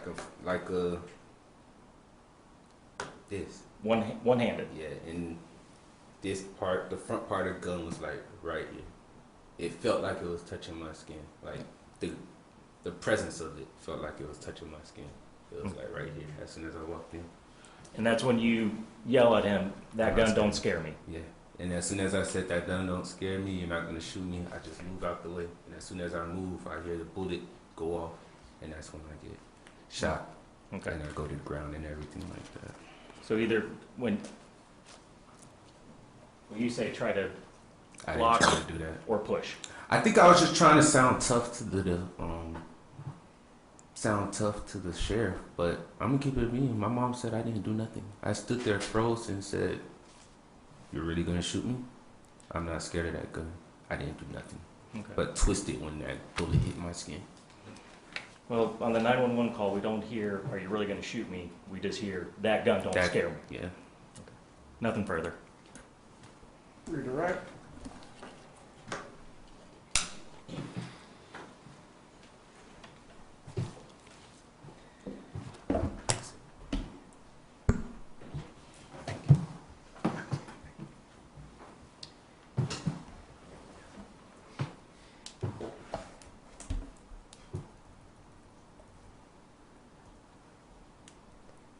All right, AJ, do you hunt? I fish. Okay. Do you remember telling the detective, "I know how to shoot guns because I hunt"? Yes. Okay. So when the defense It's was been been a long time, maybe, but I guess not hunt right now, but Yeah. back then, is that something that so, you did? back then it wasn't shooting like. So I'm a Mason. So one of my cousins, his name is Frederick. He's worshipful master for one of the lodges I joined. He'll take me to Quincy sometimes, and we'll go to the gun range out there, and that's where I would shoot guns at. Okay. We would hunt like hogs and squirrels and stuff like that. But I mean, I was shooting squirrels with pellet guns since I was a little kid. Got it. Like real Colt 45s and 9mm. The only things I seen that as the gun range. Okay. And I've been doing it with brothers, and it stays right where I got it at. Got it. And it was with ROTC stuff. Okay. So when the defense, it's very close to my mouth, when the defense brought up that you know how to shoot guns, when you said that to the detective, you said it in the context of, "I know how to shoot guns because I hunt." Right. Not in a violent way, right?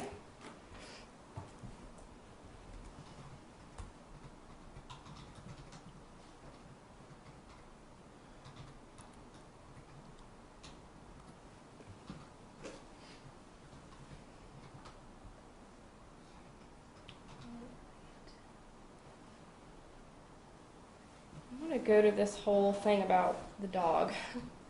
And you saying, obviously you telling us here that your dad had kicked the dog, and then them saying in the deposition, you said, "I thought so." Do you remember demonstrating in the deposition when Mr. Davis was there? Let me ask first, and then you can answer, okay? Do you remember demonstrating or doing some type of movement to show him how the dog was kicked? No, I was just trying to answer his questions as fast as possible and get back home. Okay. Throughout that whole deposition, I was ready to go home. I was just answering his question. Okay.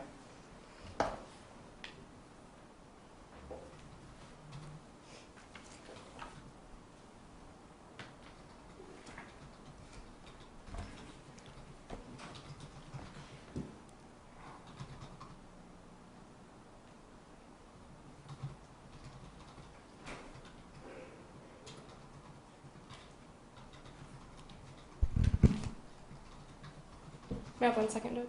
Take your time.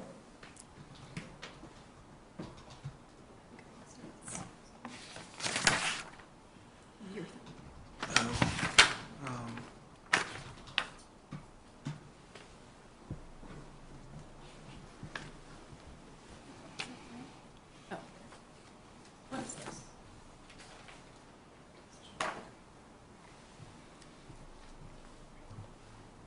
Can I approach the witness? You may. And for the record, I'm in the deposition, page 22, line 6. Line 6. So read that section for me. starting at line 6. Down to 11. And when she No, comes, not out loud. To yourself. 6 to 10.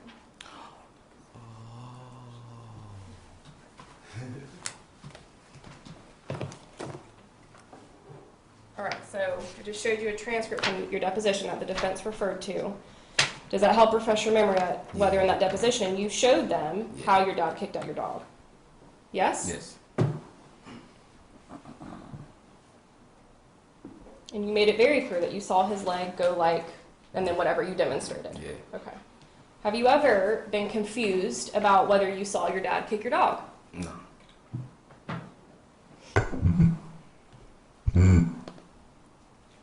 I think I was trying to give him the benefit of the doubt at Okay, that let me moment ask a in my question, life. okay? I got you.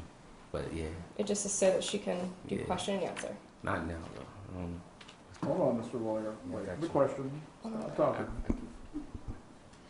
Go ahead, Ms. James. Thank you, Judge.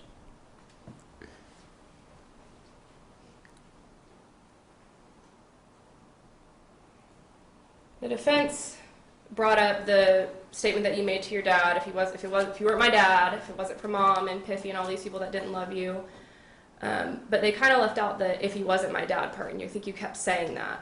Why does it matter to you so much that everybody understand that you prefaced it with "if you weren't my dad"? Because you kept saying, "Yeah, but I said if he wasn't my dad." You kept repeating that. Why is that so important to you? One favorite scripture we always grew up with was Ephesians 1-4. And it was crazy because I still honored him, I still loved him, but he provoked me to a wrath that made me not be able to respect what he was doing in the moment. But I still wanted to figure out, I still wanted to question why. Yeah. What's your pressure? What's your issue? Why? Why are you mad? Why are you mad? So you keep telling the jury if he wasn't my dad. And did you say that portion of it so that it didn't get taken as a threat? Yeah. And I think you said you still respect your dad and you still love your dad, right? Yeah. Yeah. Yes.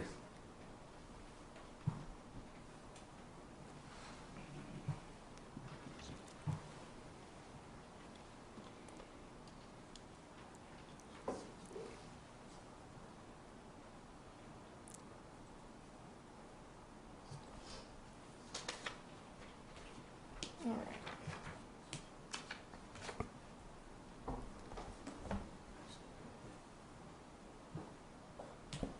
One second. I want to talk about the hand movement situation.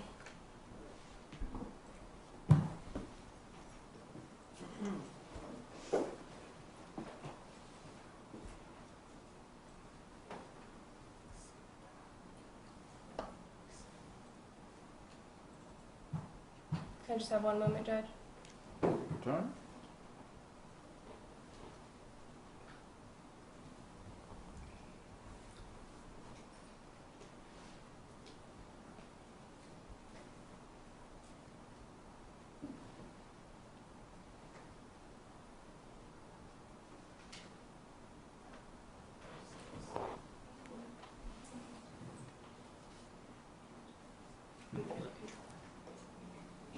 What word are you looking for? Oh, it's in my.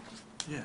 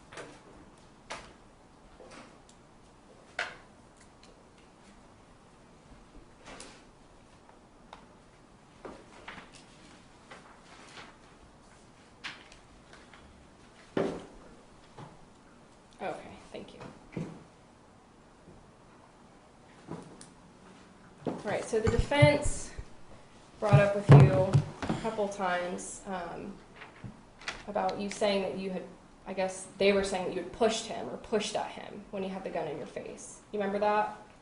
I mean, do you remember them saying that? Not, do you remember doing that? Oh, I remember saying that, Okay. yeah. I really remember saying that. And I'm on the deposition that you gave to the defense, page 38. And I'm starting at line 1.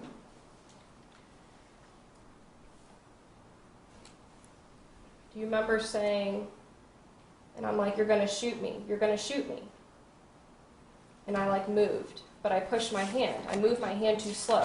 Or I go like basically like this, trying to move.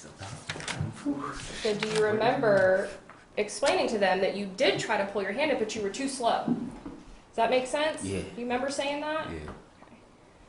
So you But were, I wasn't putting my hand up to push hit the him. gun out the way. I was putting my arm up to hope he shoot me in my forearm instead of my face. Okay. But you were too slow, and that's what Yeah. you were trying to explain. Yeah. Okay.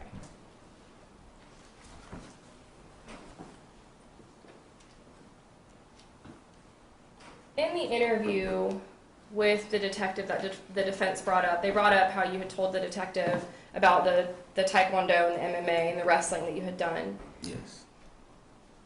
How many times did you tell that detective, you think, that you were never going to hurt your dad and that wasn't your intent? After her first question and throughout the whole interview. Immediately, right? Yeah. Not like I walked into the interview saying I was never going to hurt him. I don't know why he did this, but we can continue this conversation Right. through this crazy trial. But let's keep going.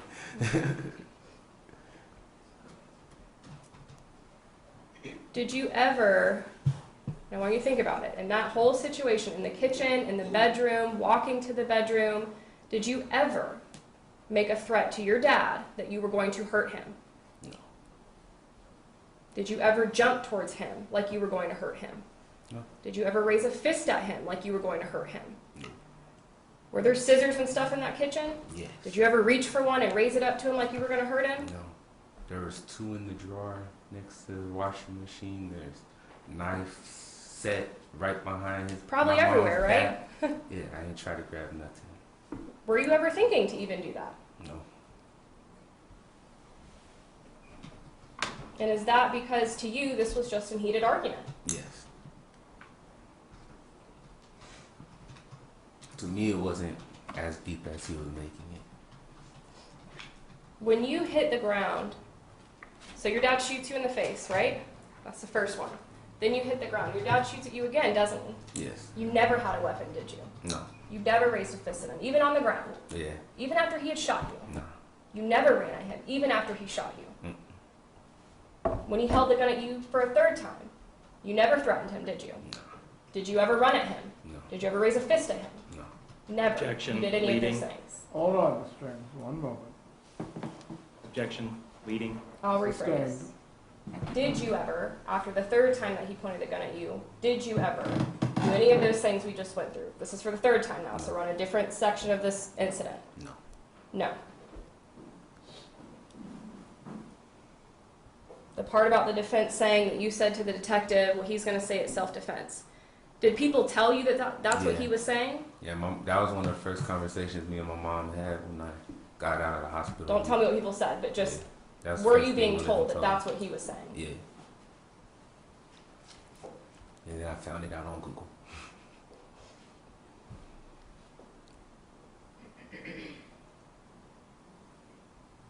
I don't have any further questions.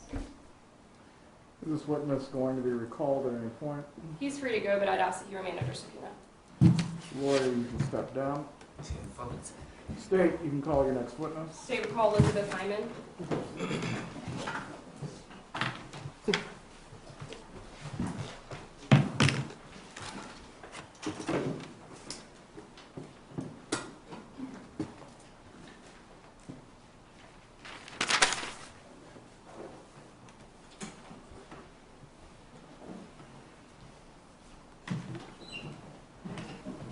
Simon, please raise your right hand.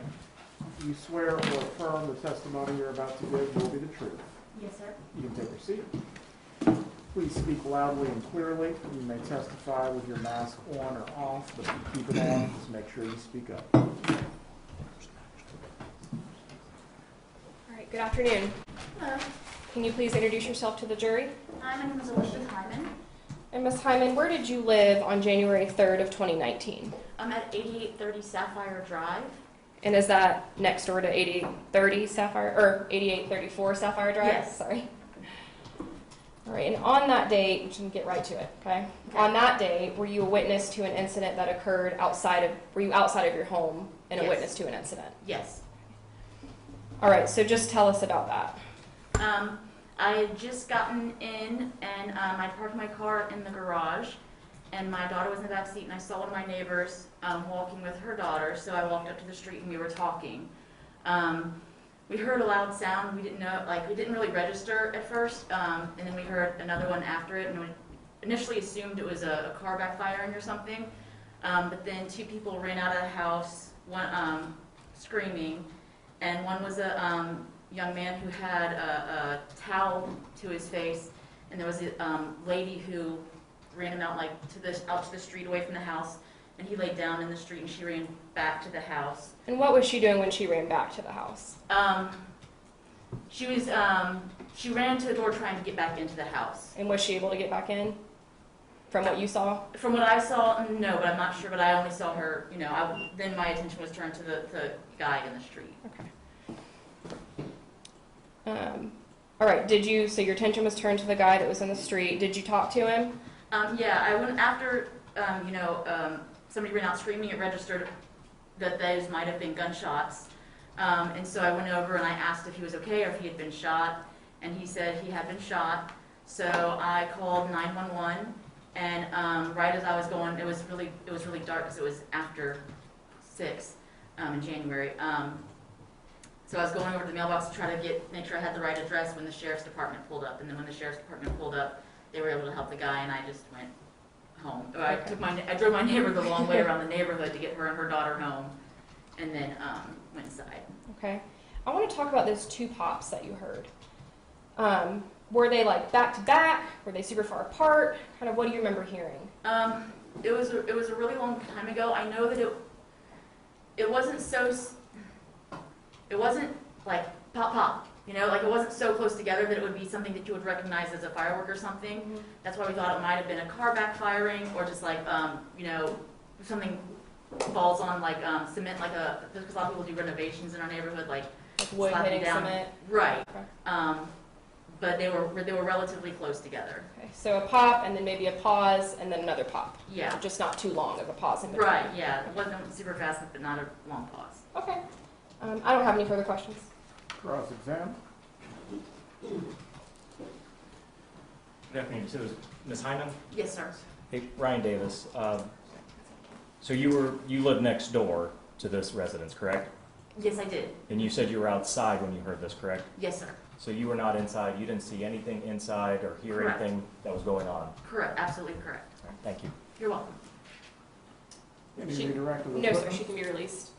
Ms. Hyman, you can step down. Have a good day. Thank you. You may call your next witness. State will call Deputy Clark Cannon.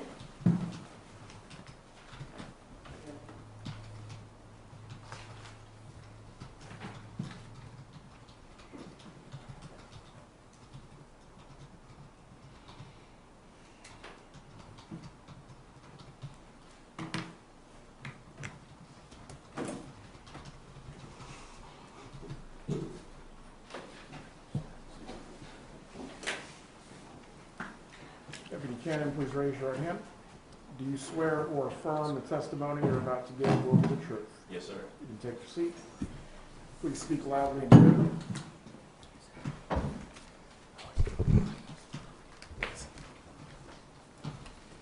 Good afternoon. Can you please introduce yourself to the jury? My name is Clark Cannon. I am a deputy sheriff with the Leon County Sheriff's Office. And Deputy Cannon, how long have you worked with the Leon County Sheriff's Office? April will be 7 years. Were you working on January 3rd of 2019? Yes, ma'am, I was. And were you dispatched to a scene at 8834 Sapphire Drive? Yes, All right. Do you remember about what time you got there? I do not. Okay. If I approach you, It was after dark, but I don't know the exact time. if I approached you with like a log to show you, would that help? Yes.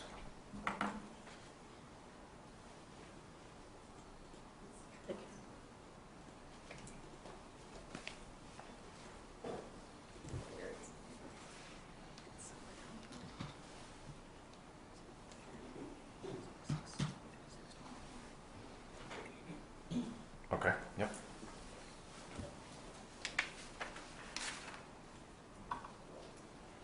All right, did that help refresh your memory? A little bit, yes. Okay, so about what time did you arrive? About 6:20ish, somewhere around there. Okay, PM, right? Yes. All right, so when you arrived, I guess what'd you do first? Well, I arrived, parked a couple of houses down from the incident location just because it's a shooting. That's usually kind of our standard protocol. We don't pull directly up to the house. Got out and I saw a female and a male frantically running around in the middle of the street.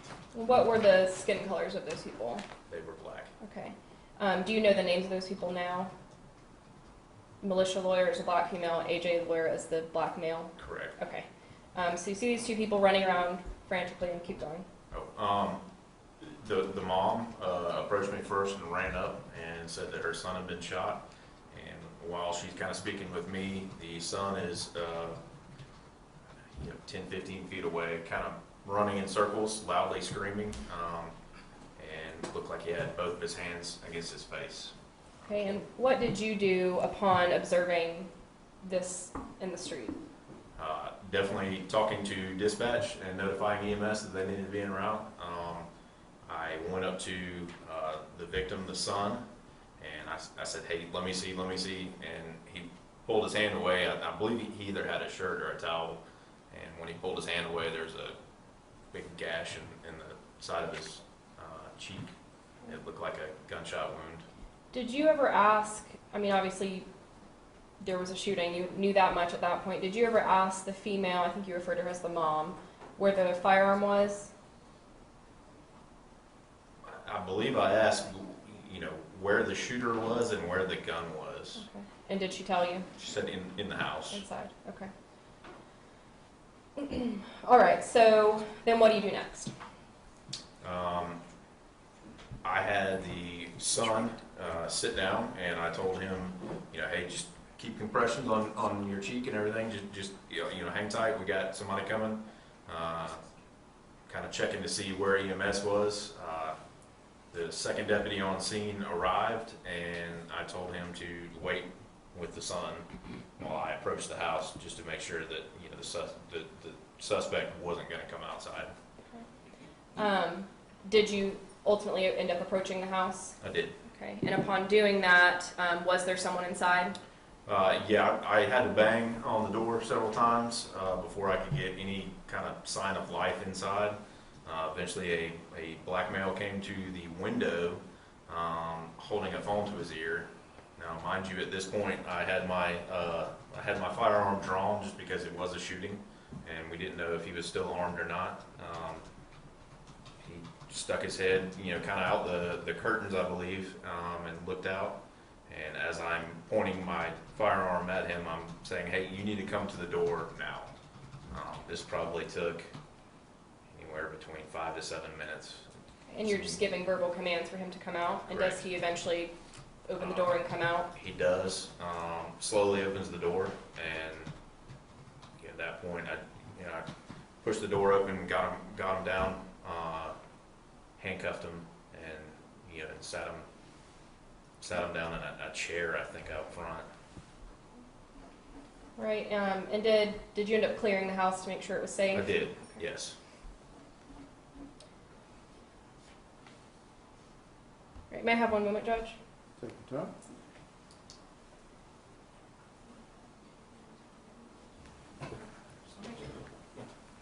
All right. Did you speak to the person that came out the house? I did. Okay. And I guess tell us about that. How did that conversation start, and then what was said to you? I asked him what happened. Okay, and what did he tell you, if you can remember? He said his son, Andrew, was, I believe, putting either olive oil or fish oil in the dog's food. And he asked his wife why he was doing that. And he said his son became angry and irate about that. And an argument started. He retreated to his bedroom, and his son followed him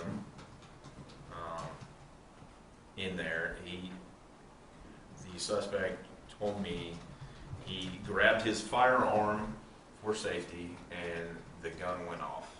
Okay. So he said to you that the gun just went off. Said it just went off. Does he tell you how many times he thinks the gun went off? He followed that up by saying, I believe it went off twice. Did he ever tell you that his son, did he ever say anything about his son hitting him? No, Did he ever mention anything about his son ever having a weapon? not that I recall. Did he ever mention anything to you about his son threatening him? I don't believe that he ever said anything about threatening. I think it was just them That he followed? yelling, yeah.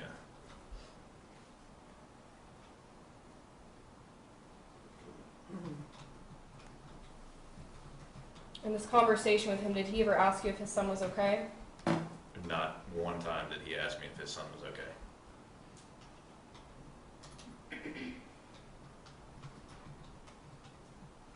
Did he ask you if his son was alive? He didn't ask about his son at all.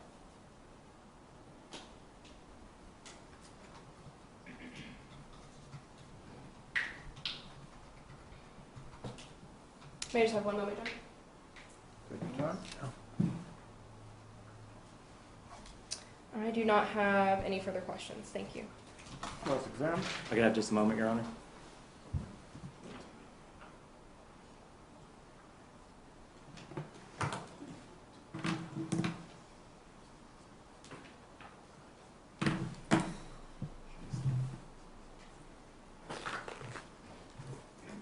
Good afternoon, Deputy. Good afternoon.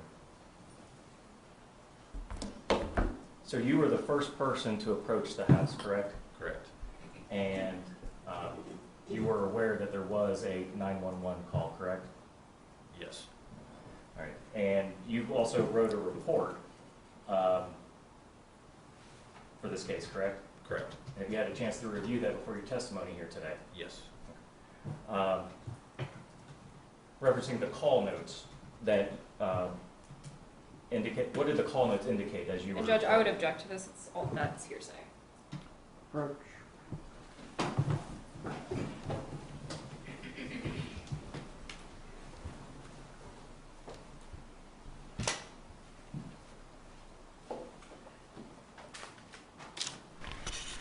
Right, specifically as to the objection, did you review the call notes? I'm not going to find that that's eliciting a hearsay response, but ultimately, as it relates to those notes, where is this going, Mr. Davis? Well, the call note said he shot him because he pushed me or pushed at me or came at me. I'm sorry, it's written over there, but the call notes make a reference to he shot because he came at him. All right. Charged him. That would be a question for like the dispatcher, the person who wrote those notes. Those are not notes that he wrote. I showed him the cat notes just now to look for the time, but those notes are not anything that he wrote or that he can testify about. All right. As it pertains to anything that does go specifically to hearsay in the call notes, if there's not an exception, then you're going to need to move on. But he can't answer the question about whether he has reviewed the call notes. Objection to hearsay is overruled. You may proceed with your examination.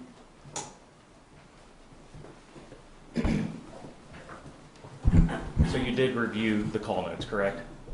I did not review the call notes themselves, no, sir. Okay, but you did review your report that talks about the call notes, correct? Correct.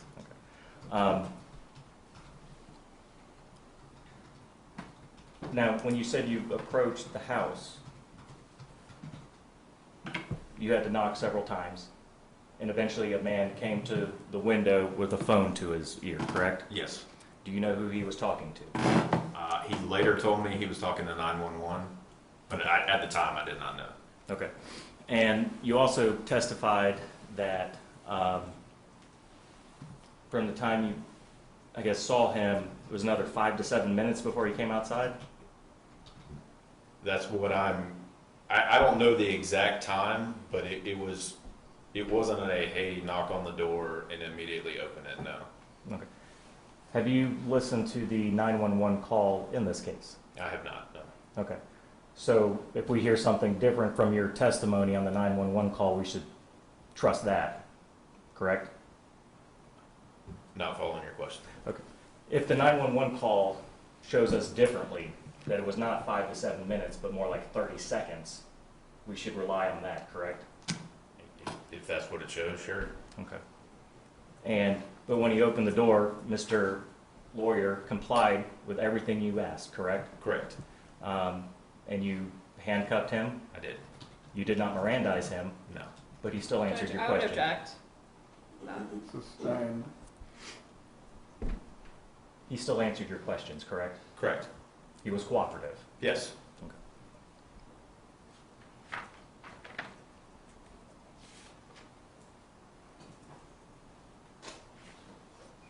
And then your line of work as a deputy sheriff, how long have you been a deputy sheriff? Almost 7 years. And in your line of work, have you ever had to use your weapon against somebody? Actually pulling the trigger, no. No? Okay. If a deputy was to shoot somebody, do they immediately have to start talking to I would object to detectives? relevance. Sustained.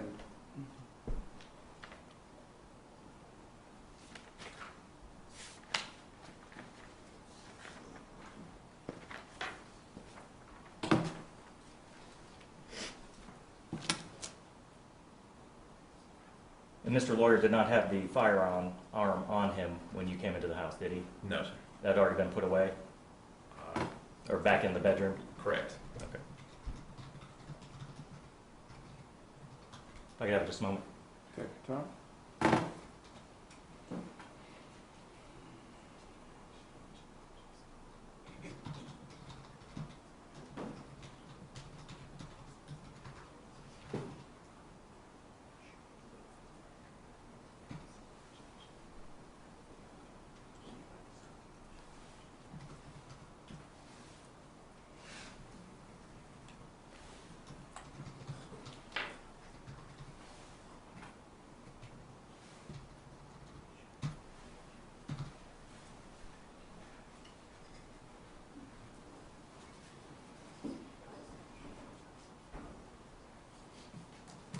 No further questions. Thank you, Deputy. Redirect. No, sir, no redirect. You can be released. Deputy Cannon, you may step down. Have a good day. Yes, sir. State, call the next witness. State would call Rebecca Newell.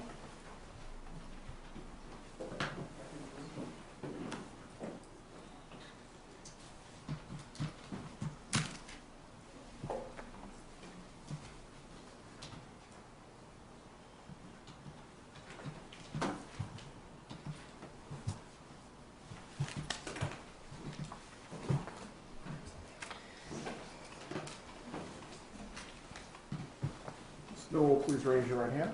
Do you swear or affirm the testimony you're about to give will be the truth? You can take your seat. You may testify with your mask on or off. Just please speak loudly and clearly. Good afternoon. Hello, Can you please introduce yourself to the jury? my name is Rebecca Neal. I'm a paramedic. I work for Leon County, but now I work for TMH. And if you could, I'm having a little trouble hearing you. You don't have to take your mask off. Just lean a little bit closer to the mic. Sure. Thank you so much. How do we spell your last name for the court reporter? Neel. Neel? Yes, ma'am. And as in Nancy. Yes. Okay. All right. And then I think you just said it, but your occupation right now is what? Is a paramedic. I no longer work for Leon County, but I do work as a paramedic at TMH. Okay, I didn't know you could be a paramedic for a hospital. Oh, yeah. Okay, cool. All right. How long have you been a paramedic? Since 2017, I believe. And what kind of, I guess, education and training do you have to become a paramedic? I went to TCC. You first have to go through a first responder type class. Once you've completed that, then you have to do an EMT program. Once you've completed your EMT program, then you're allowed to become a paramedic. Take the course. It's about 3 semesters, so about a year and a half. So it's kind of I guess, what's the hierarchy, if you will, EMT and then paramedic? Yes. Okay, is there anything above paramedic? You can do critical care. You could be a flight medic. So like specialties, maybe? Yes. Okay. All right. Were you working as a paramedic on January 3rd of 2019? Yes. And were you dispatched to an address of 8834 Sapphire Drive? Yes. Okay. Did you respond with lights and sirens? Yes. And I guess, sometimes we see ambulances that don't have lights and sirens on, but there's someone in there. So what determines if you're going to have lights and sirens or not? It depends on the severity of the call. Given that this was a gunshot call, that takes higher precedent. As far as if you were to have toe pain, we wouldn't go lights and sirens for toe pain. But given that this was a gunshot incident, it took precedent as to be code 3, which is lights and sirens. Okay, that's what I was going to say. What is code 3? Yes. All right. Okay, so do you arrive on scene? Yes. Okay. And when you arrive on scene, what do you observe? There were multiple agencies there. Fire department was there. One of my lieutenants was on scene. Sheriff's department was there. I was in the back of the ambulance getting my equipment ready to take out to go to my patient. When I opened the side door, my patient was being brought to me by one of my lieutenants and one of the firefighter with TFD. And I'm just going to break it up just a little Sure. bit. I know you're calling him your patient because that's the term. Yes. Was your patient on that evening, you now know was by the name of Andrew Lawyer III? Yes. Okay. And I'm going to show you states 3A. Is that Yes. the back of your ambulance and the patient? Yes, that's me behind him. Right here. Yes. And is that how he looked when he first came into your care? Yes. All right, so once he gets onto your ambulance and is in your care, do you provide care to him? We do provide care. We started IVs on him, 2 IVs, 1 in each arm. We assessed his wound that was in the right lower part of his cheek.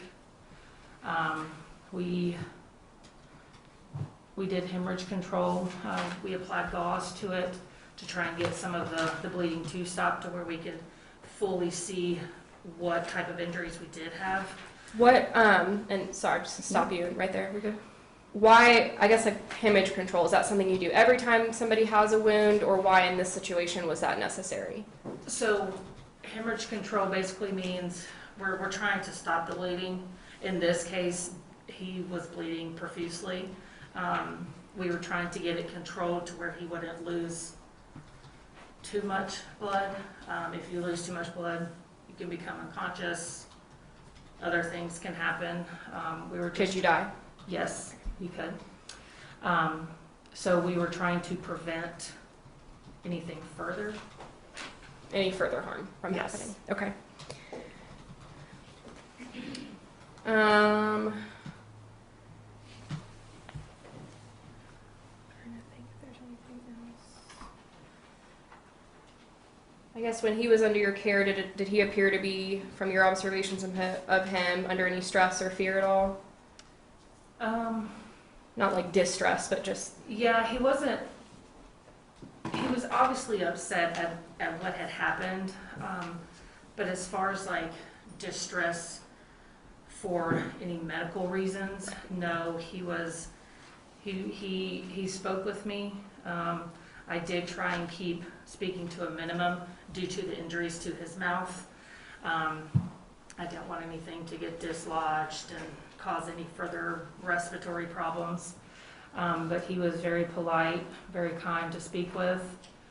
But no distress, just upset at what had happened with him. One moment, Judge. Take your time. I don't have anything further, thank you. Cross-examine.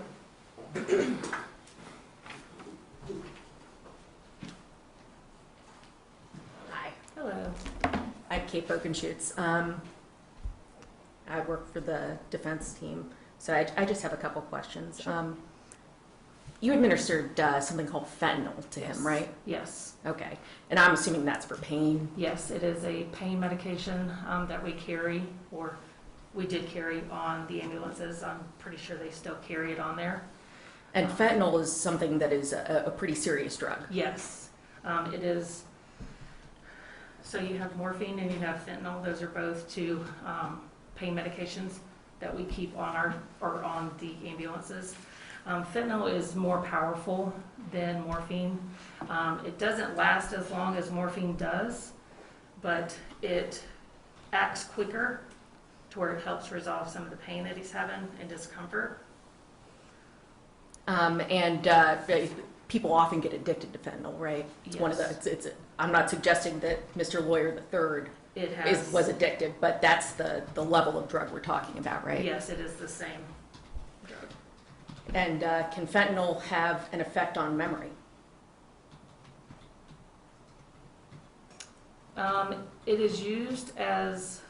It can be used as a sedative, but as far as memory loss, that I'm not 100% sure on. Okay. What about ketamine? What about it? Is that something that is often administered to patients, whether they're being transferred from one hospital to another or from the scene to the hospital? It can be. It's up to the discretion of the paramedic. Okay. With Leon County, ketamine was not offered on the trucks at that time. There had to be a supervisor there. So we didn't have ketamine on the trucks with us. Ketamine is often used for people who have post-traumatic stress disorder to help them, right, with the memory. I would object to relevance.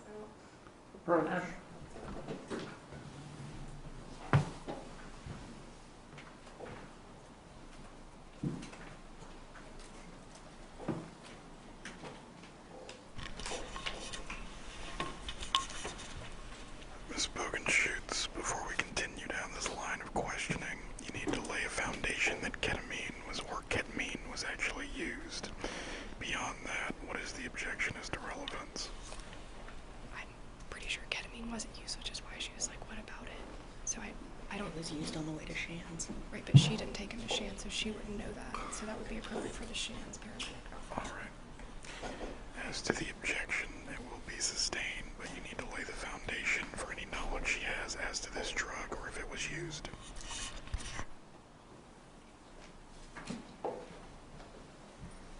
Objection is sustained. You may continue with your examination.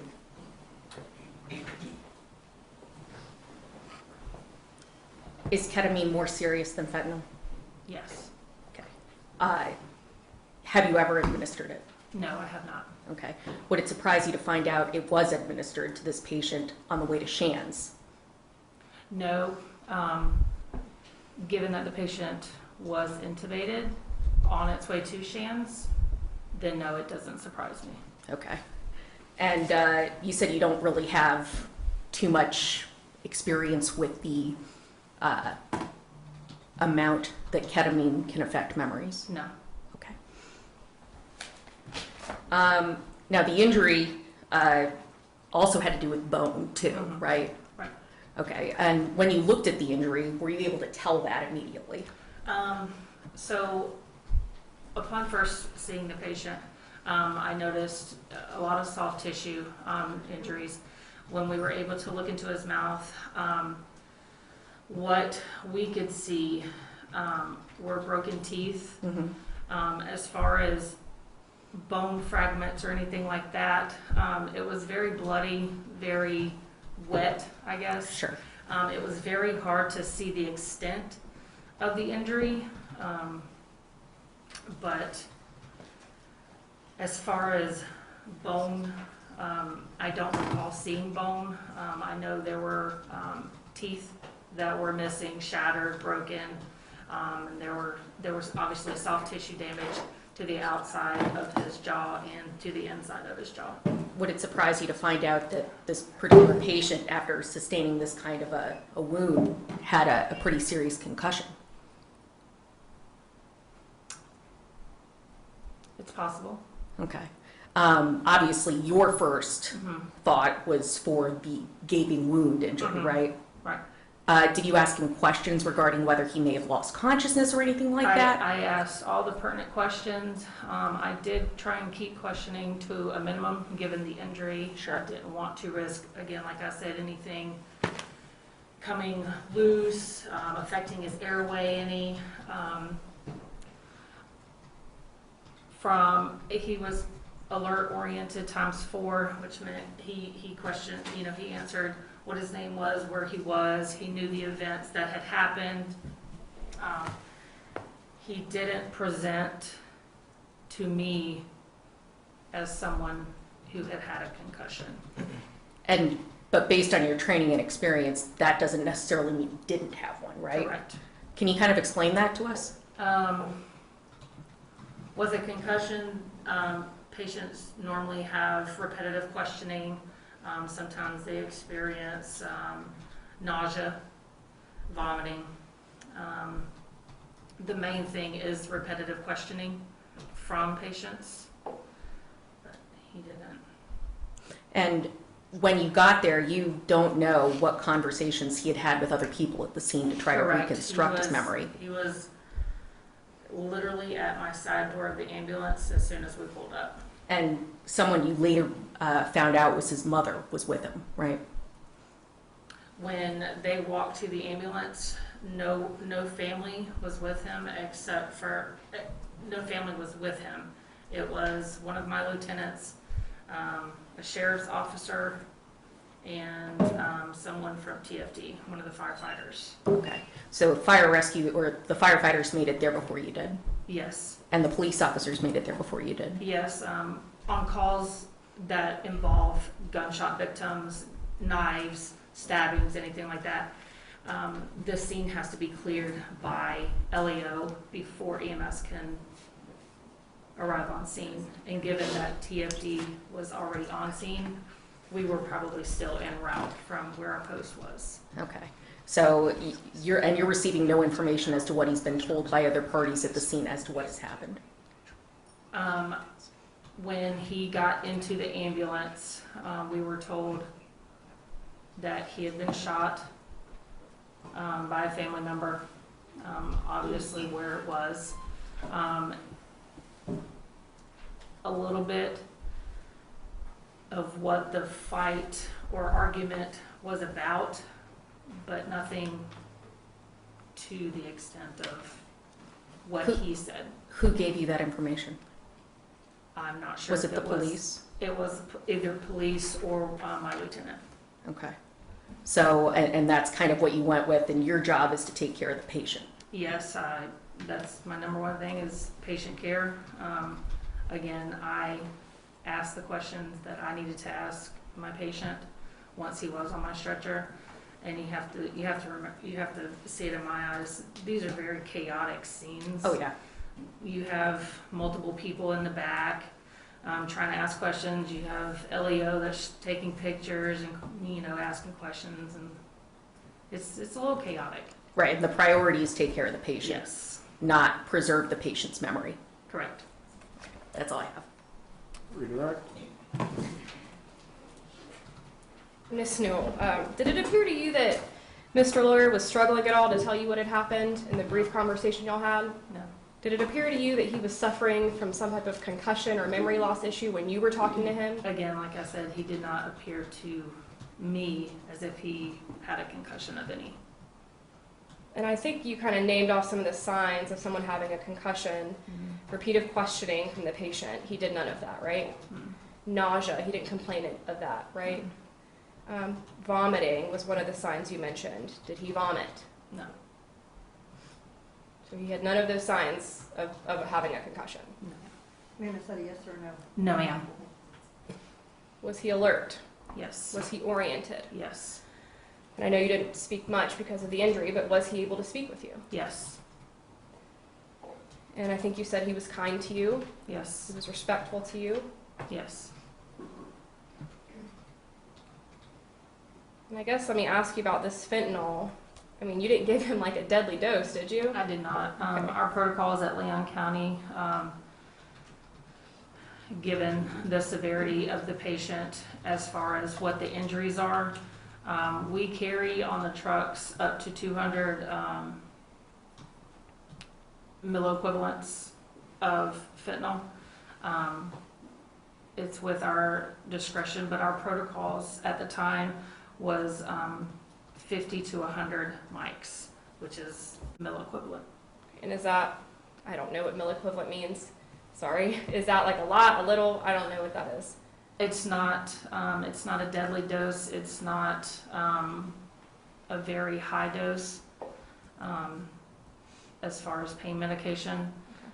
It was, the dose I gave him was to simply help him at ease a little and to take away some of the pain. Obviously, it wasn't going to take all the pain away. Right. And would you be giving somebody fentanyl if you were worried that the amount you were giving them was going to make them forget an entire event that had just happened? No, not at all. No further questions. Will this witness be recalled at all? No, sir. She can be released. You may step down. Please call your next witness, State. State would call Christian Graham.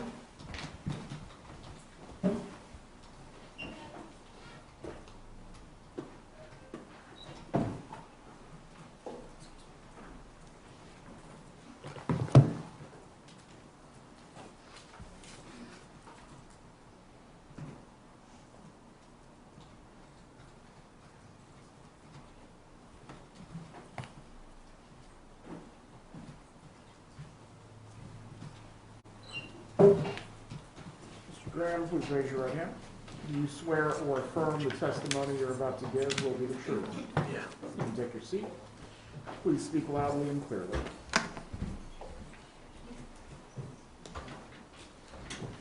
Good afternoon.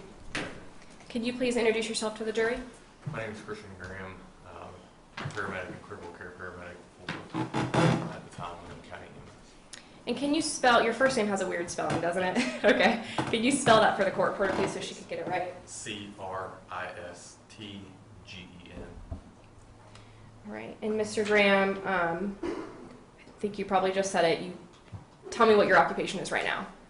So currently I'm a flight paramedic for a different company, but at the time I was a paramedic and critical care paramedic for Leon County EMS.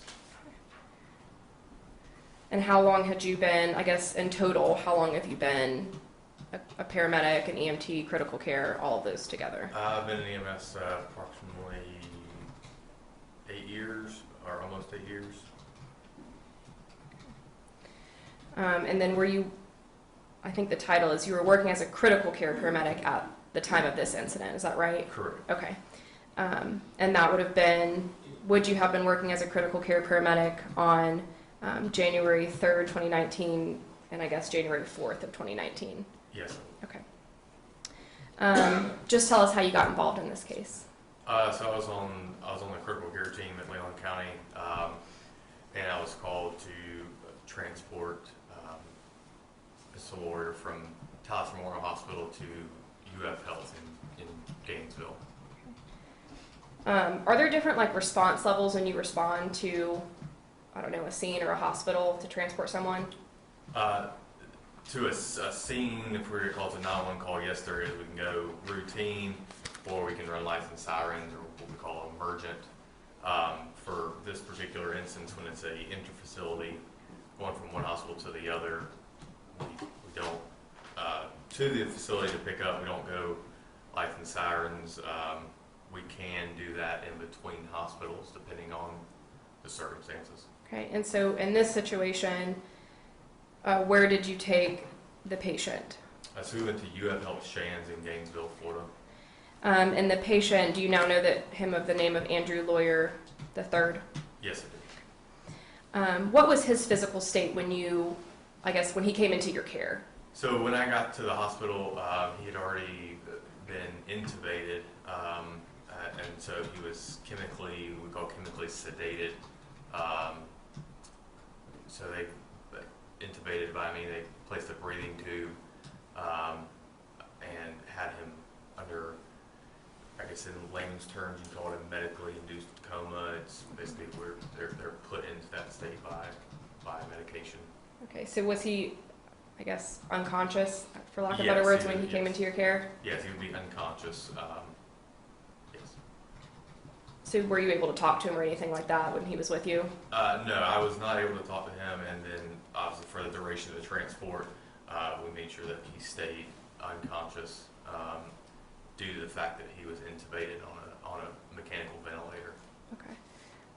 And the ventilator, is that that's breathing for him, or what does that do? Correct. So when the breathing tube is placed, it's then hooked to we call it a ventilator circuit into a vent that actually does the respirations for him. So yes. Did you provide any type of care for him when he was, in your care or on your ambulance? So I dealt with the ventilator a little bit. I didn't have to really do much for him. On that side of things, I did provide, again, some pain management along with some continued sedation. And I had to suction his endotracheal tube several times just from blood being in the ET tube. Okay, and is that tube, that was the one that was in his mouth, is that right? Correct. Okay. It's going into the trachea, which obviously leads to the lungs. Okay. So. Did you have any other involvement with him once you took him to Shands? No, just provided the care. And then once I got to Shands, I transferred him over to their trauma team who received him. Okay. I don't have any further questions. Cross-examine.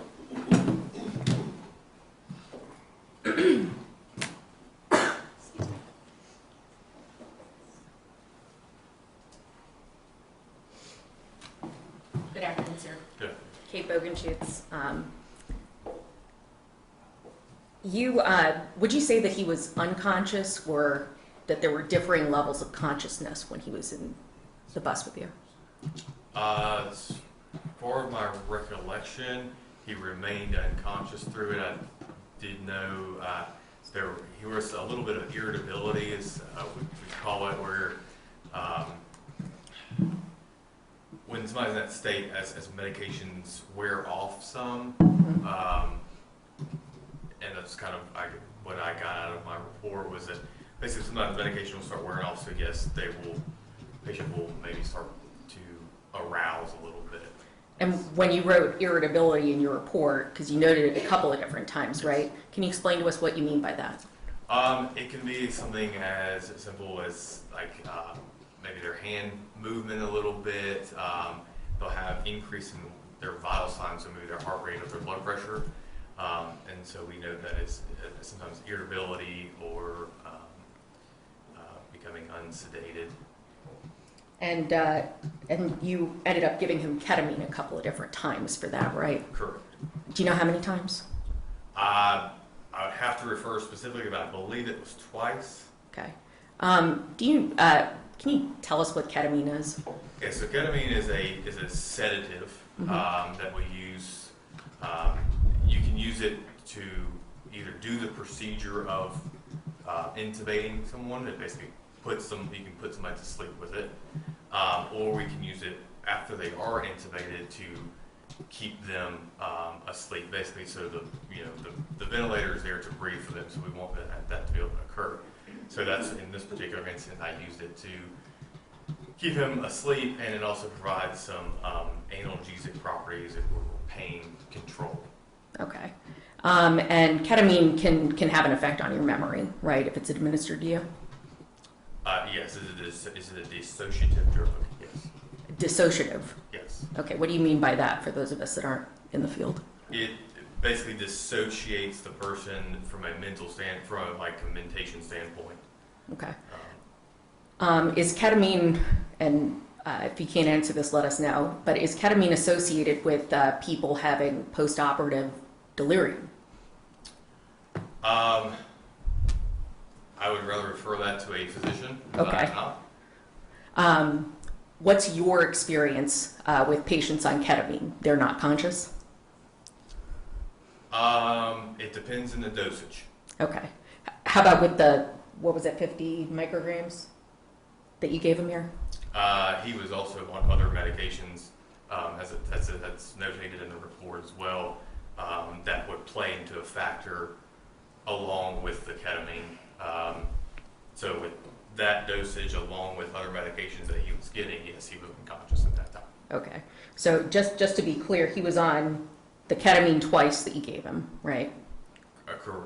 Yeah, I believe What that's what it's saying. I think it's twice, but I'd have to refer to it specifically to get the number. You certainly weren't giving it to him recreationally. You believed he needed it, right? That is 100% correct. Okay. Then he was also on fentanyl. Correct. Okay. And he was also on propofol?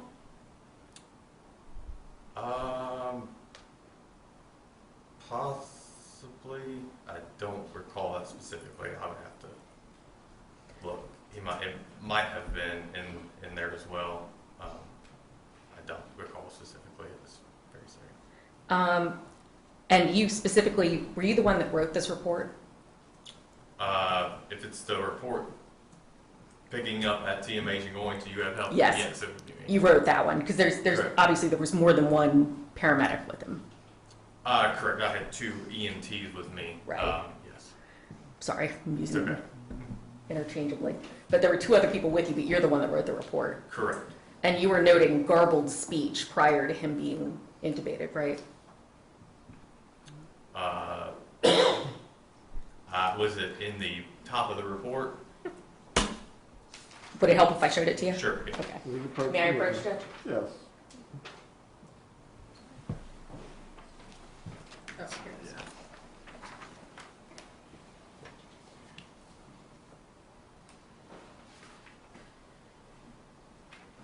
is. So yes, that is notated as the nurse stated upon our arrival. The patient was conscious, alert, and oriented with garbled speech and active bleeding into his mouth. So the nurse who took him in the ER told me that.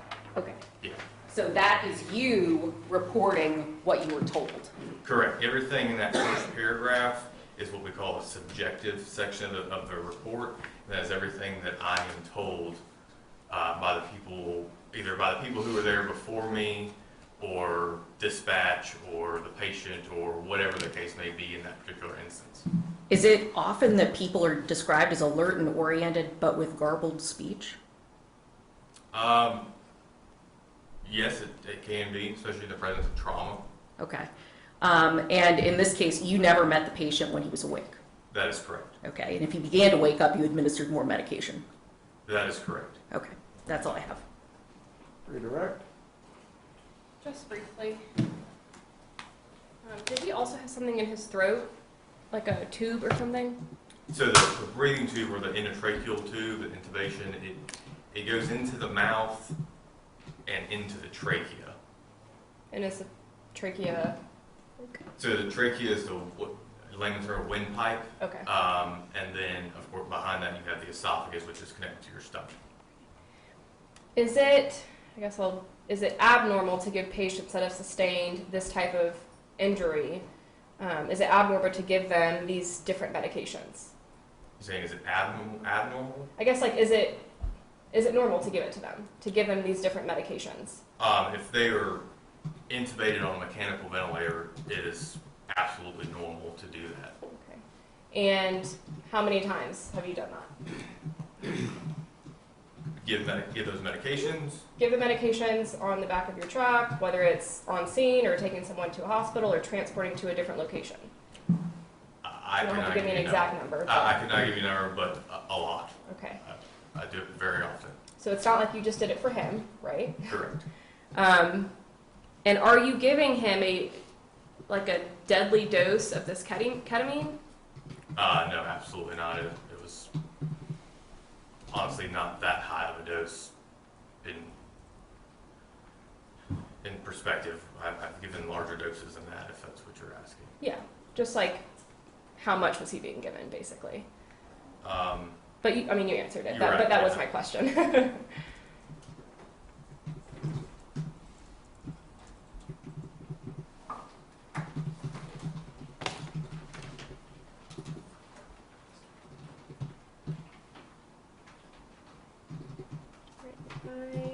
do not have any further questions. Thank you.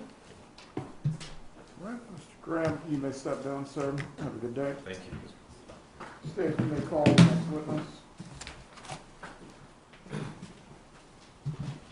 State would call Dr. Gregory Peters.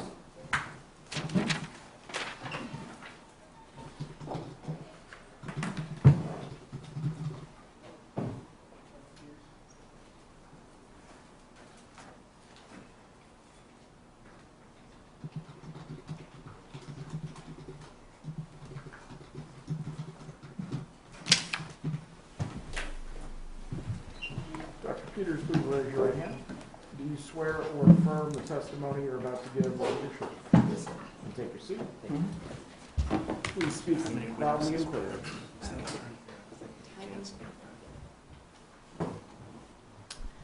All right, good afternoon. Good afternoon. Thank you for sitting so patiently out there. Can you please introduce yourself to the jury? Hi, I'm Greg Peters. I'm an emergency medicine physician at Tallahassee Memorial Healthcare. I've been there for 7.5 years. All right. You said ER physician, right? Yes, ma'am. Okay. So what kind of training and education do you have to go through to become an ER physician? I know Sure. it's a So lot. I got a bachelor's in science from the University of Notre Dame. Then I went to FSU for College of Medicine. That's 4 years. And then I went to Wake Forest in North Carolina for 3 years for residency. All right. And how long have you worked at TMH as an ER doctor? Since August 1st of 2014. So a little over 7.5 years. Okay. And just kind of give me a rough overview. What are kind of your duties as an ER doctor at TMH? Sure. So we try to diagnose and stabilize and treat patients that come to the emergency department for a variety of medical conditions, everything from strokes to heart attacks to car accidents to ankle sprains to colds, COVID, everything. All kinds of things. Yes, ma'am. Gunshot wounds. Gunshot wounds, yes, ma'am. All right. So on January 3rd of 2019, did you see a patient by the name of Andrew Lawyer III? Yes. Okay. And did you review his medical records and some photos to prepare for this case? Yes.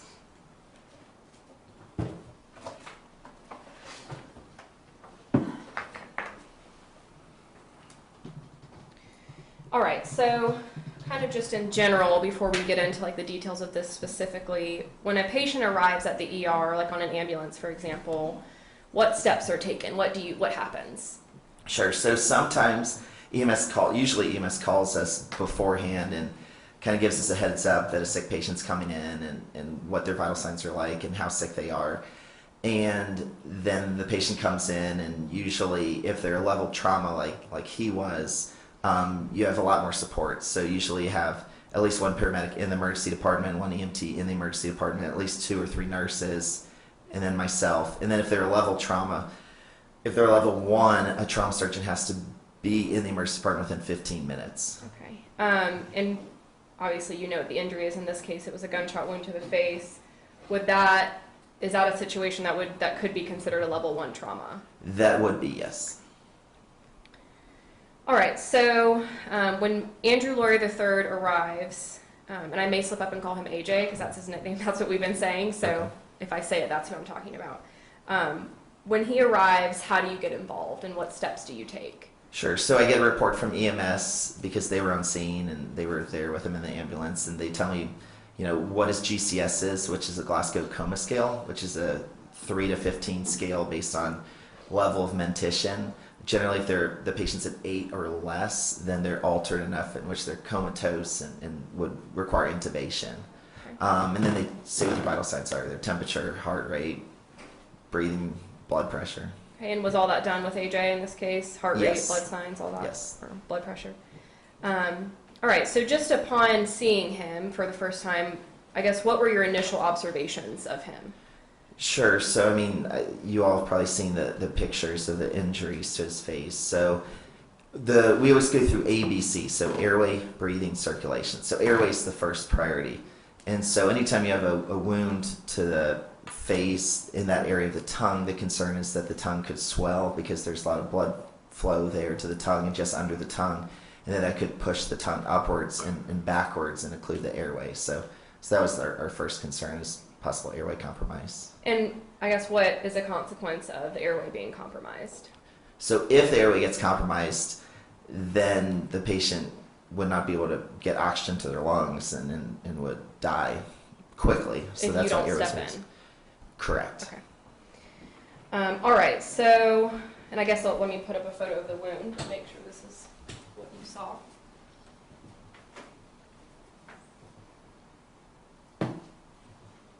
Right, so both of these. Does that, and showing the witness states 3B and 3C, to your memory, is that the wound that you saw? Yes.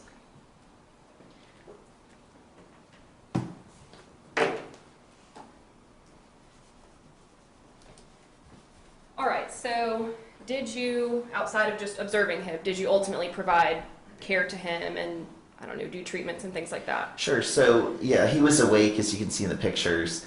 So from a GCS standpoint, he did not require intubation. However, with those wounds there, his tongue appeared to be swollen. We didn't know exactly how quickly that swelling would continue to progress and occlude the airway, so we made the decision to intubate. And intubate, is that when you put the tube? Sure. So we usually give etomidate, which is a sedative to make the patient comfortable, and then we give a paralytic. Usually in this case it would be a short-acting paralytic, which is succinylcholine, so that the vocal cords stay open so we can get the tube through into the trachea, which is the windpipe. Okay.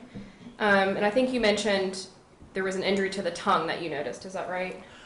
It looked like to me when I was quickly assessing the airway, because again, we always go through A, B, C, airway, breathing, circulation. And so the first priority again is the airway. And yes, that was my concern, is that with that injury, the tongue was swollen and pushing upwards. Okay. And could eventually occlude the airway. Okay. And what were some other, if there were other injuries that you noticed on him? I mean... Not on his body, but I mean in the area. Like what other, injury may not be the right word. Initially, just clinically, before the CT scan? Yes. Okay.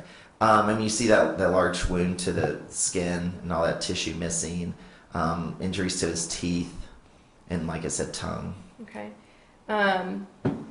So I guess after you observe him and provide the medicine to stabilize him and do the intubation, what did you do next? So then we always get an x-ray to make sure that the tube's in proper placement. It's clinically, you see that the tube goes in through the cords when you're looking. So that's really the most important thing. But then we also have Untitled CO2 monitoring, where we check the carbon dioxide levels to make sure that they're appropriate. Because if they're inappropriate, that suggests that the tube's in the esophagus, which is, of course, not helpful. Right. And then we do an x-ray. And at that same time, the nurses put in an oral gastric tube, which is to prevent aspiration. So that essentially it goes into the stomach to suck contents of the stomach out so that those contents don't end up in the lungs. Okay. So did you do the CT scan and the x-ray on him? So we did the x-ray first, Okay. because again, that goes back to the ABC, airway, breathing, circulation. So yes. And then the breathing part, we were doing the breathing for him because he's sedated and on a ventilator. The ventilator does the breathing part. And then C, his blood pressure and heart rate were okay. He was perfusing okay. His heart was pumping okay. So the C part was okay. So then, yes, then we go to other injuries. Then the D, A, B, C, D, disability. So that's when you do the CT scans of the head to look for a bleed in the brain or broken bone in the skull. The CTs of the face to look to see if there are any broken bones in the face, which he had. And then because that area is close to the cervical spine, we do a CT scan of the cervical spine to look to see if there are any injuries to the neck or around the spinal cord. And then in that case, too, since that's a trauma above the clavicles, generally the protocols, you do a CTA, which is a CT angiogram to look for injuries to the arteries. Okay. So any of the vertebral arteries, carotid arteries, things like that in the neck. All right. And you did all those things for aging? Correct. Okay. So when you do the CT scan of his head, and I think you mentioned, and he had an injury in his head, face, something like that. Talk to us about what you noticed when you did the CT scan. Sure. So initially, it's kind of hard to tell exactly what had happened with the bullet when you just look at the picture. But on the CT scan, you can see, because the bullet's radio opaque, it's very dense. So it shows up as very, very bright white. It's even more dense than a bone. So it shows up easily on the CT scan. So you can see that the bullet. So you got to slow down. I'm sorry. It shows up more dense than a bone. So Correct. So I apologize. So the bullet, you can see that there's shrapnel. There are lots of pieces of bullets posterior or behind the mandible and under the tongue, and you can see the tongue swollen on the CT scan. In the mandible, what is that in layman terms? The jawbone. The jaw. And was his jawbone injured, damaged? Yes.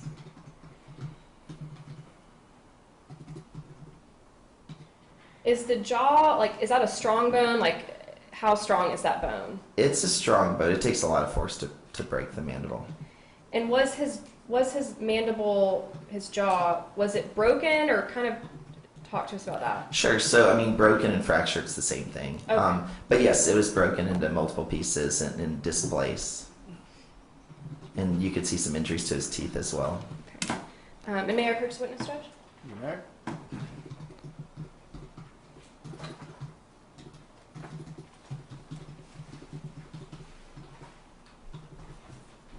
I'm showing the witness states 5A and 5B. Can you look at those and tell me if you recognize them?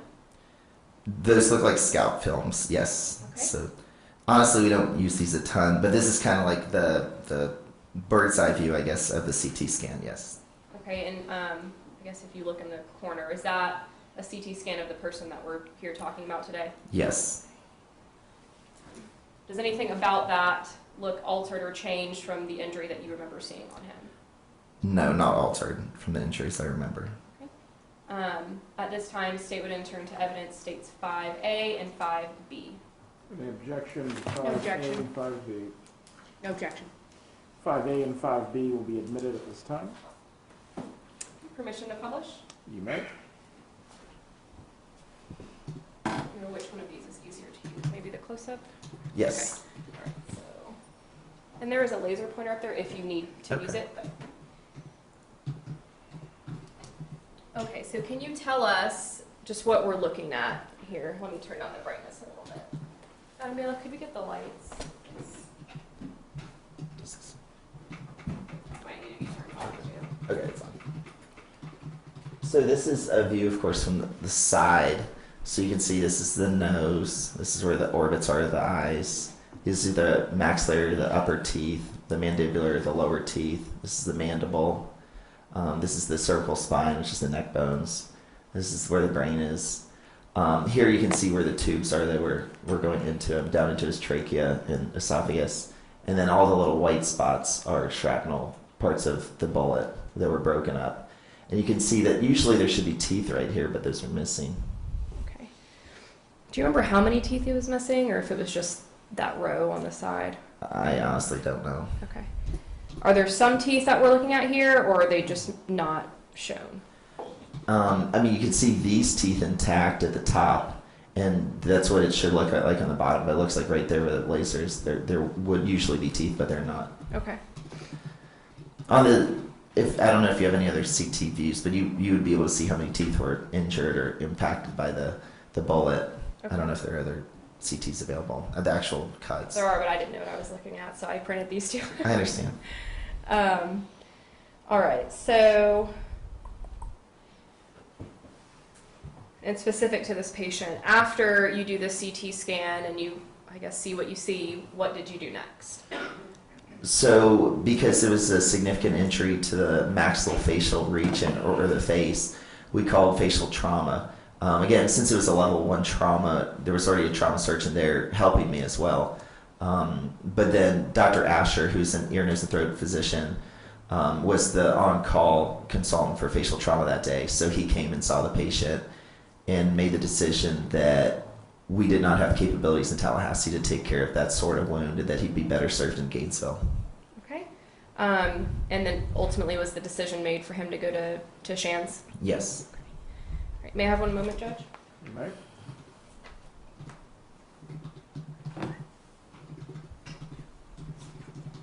And did you have any other involvement with him outside of what you shared with us here today? No. Okay. All right, I don't have any further questions for him. Cross-exam.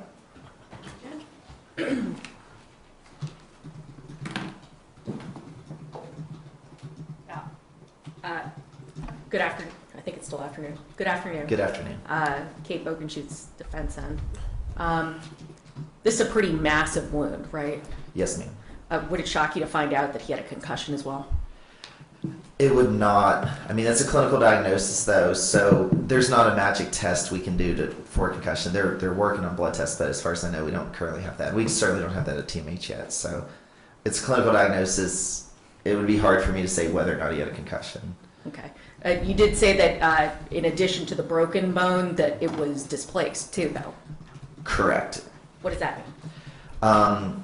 So instead of having just a fracture, you have some displacement. So one part of the bone is moved one way and another part of the bone's moved another way. So pretty major force. Yes, ma'am. And wouldn't shock you to find out he had a concussion in addition to the other things?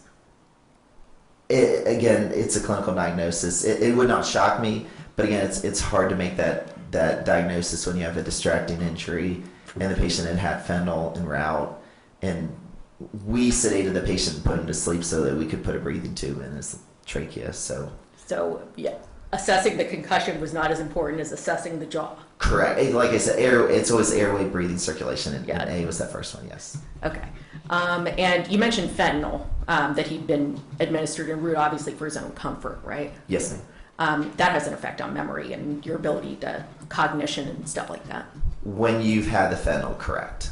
I can't speak for before how it would affect retrospectively how the timing before he received the fentanyl, but from the time he received the fentanyl until fentanyl is a quick acting narcotic, but I would say 30 minutes to an hour afterwards. Yes. That you would be little loopy. Potentially, yes. Okay. How does ketamine affect your cognition, memory formation, stuff like that? It can as well. I mean, it's a very different type of drug than fentanyl, but it also can affect memory. Okay. Can it affect the formation of memories? I think so, yes. Okay. After patients come out of anesthesia, is there something called postoperative delirium? There can be, yes. And does that have an effect as to what kind of medications were used on them? And maybe how long they were out? Yes, so again, that would have been after though. So he got the fentanyl in the ambulance, he got etomidate in the emergency department, and then he got ketamine afterwards. Correct. So he was fairly conscious when you first met him? Right? Yes, we did not intubate him for confusion or for mental status issues. We intubated him because we were worried that his airway would close up from his tongue being pushed backwards. And that's when you did the paralytic agent and all the other things to try to relax his vocal cords so that he could stay intubated and be comfortable. Yes. Would you expect him to remain under that level of sedation until he arrived at Shands? No. So etomidate is pretty quick acting. So generally we'll give other medicines like fentanyl or ketamine or propofol is actually probably the most commonly used one when a patient's intubated to keep them comfortable. Okay. And propofol obviously became famous when Michael Jackson started using it. We use it in the emergency department under different settings. It's right. A lot more monitored in the emergency department than in that setting. Okay, yeah. But so that's, if anybody's feeling like they recognize that drug, that might be from that. Correct. But again, it's a very, very commonly used medicine that they can cause low blood pressure and can cause breathing issues. But again, in an emergency department, we're checking a patient's blood pressure regularly, and they're intubated usually if they're getting propofol. Okay.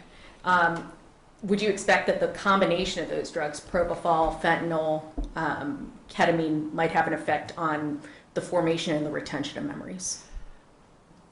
The formation of after you've received the medicines. I can't speak for how it would affect his memory before he received those, like when the trauma itself occurred. But from the time he got the fentanyl in the ambulance going forward, I would think so, yes. Okay. This kind of a head injury, would it surprise you to find out that there were issues with memory revolving around the time of this head injury? It would not surprise me. It's hard for me to say. I mean, I definitely know that he was awake and was able to answer questions. but I mean that's a big trauma. I mean, even just the anxiety of that sort of trauma could affect that. Yes. Okay, and you kind of jumped ahead of me there, but that is that something else that you might see in the ER, even if somebody was totally conscious for, let's say, the car accident, they just don't remember it. Yes. And I'm using car accident as like maybe a traumatic situation. Yes. And is that common? I mean, anytime somebody has a life-threatening event, it's possible that they could have difficulty remembering certain things about it. Okay, even when major drugs aren't involved? I would think so, yes. I personally haven't experienced that myself, fortunately. Yeah, me neither, fortunately. Thank you. You're welcome. Redirect. Yes, sir, just briefly. May I have 1 moment? Take your time.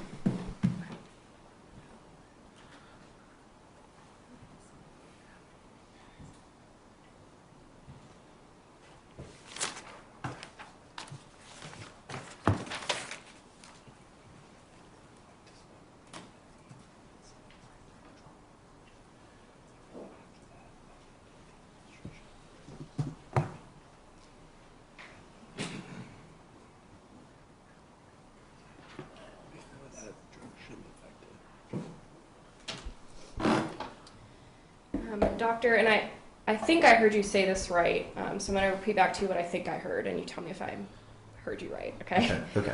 The defense was trying to get at, being giving fentanyl and ketamine could make you forget something, like being shot in the face. Correct. And if I heard your response right, you said, yes, maybe after, but it wouldn't affect their memory of what happened before they got that drug. I would not think so. Okay. So somebody would know what happened to them, I mean, probably before and after, right? It's Objection to counsel testifying and pleading. Correct.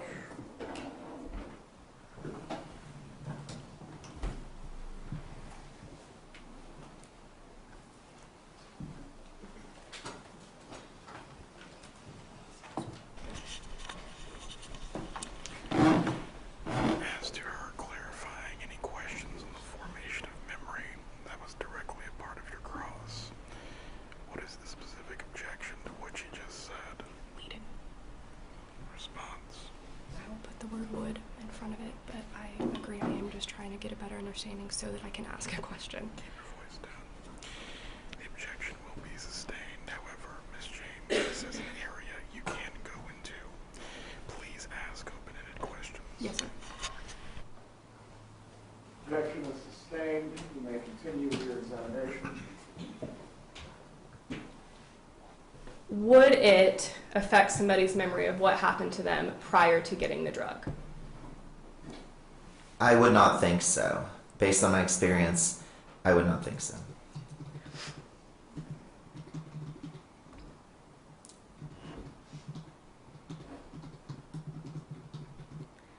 And when you all are giving, I'm saying you all as in doctors, you or just doctors in general, based on your experience, when you all are administering fentanyl and ketamine and is it Propofol? Propofol. Are you administering these drugs in like deadly doses that would erase somebody's memory of what happened to them? A deadly dose. Like such, I guess by deadly dose, I mean like such a large dose that they would forget completely what happened to them. Based on the drug. So the etomidate, definitely they should be unconscious and should not know what's going on while under that anesthesia. Propofol would be the same. Ketamine can be used as a pain medication if it's used at 0.3 milligrams per kilogram IV, 0.3 milligrams per kilogram IV. And the patient should not have full amnesia to events while under that dosing. I'm not sure what dose he received of ketamine, but 1 milligram per kilogram to 2 milligrams per kilogram is the dosing for amnestic properties for ketamine. And that usually would, again, should make it so the patient would not know what's going on while under the influence of the ketamine. Okay. And I guess would the word to be highlighted there is while they are under the influence of that medication? Correct.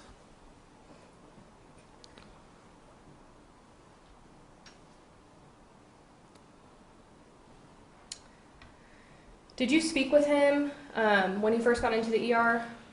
Or ask him In that questions? setting, I usually start with asking the patient's name because that can tell you a lot in terms of if they're having dysphonia because their airways occluded or if they're altered enough to not even know their name. And then depending on what they say there, sometimes I'll ask more orientation questions such as what year it is, what month it is, where they are, why they're there. But I don't know. I'd have to see the medical record in terms of if we asked many more questions than that. Okay. If I showed them to you, would that help you? Yes, ma'am. Okay. May I first witness? Okay. We can turn the lights on down here. Thank you.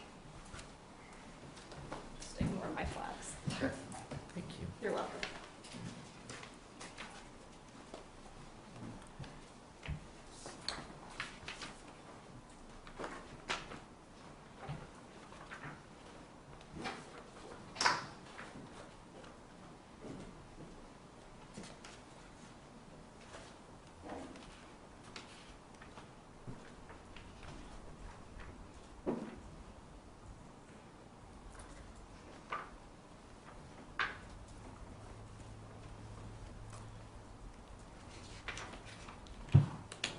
You don't happen to know where the actual emergency medicine... Yeah. Oh, I found it. I Okay. think I found it.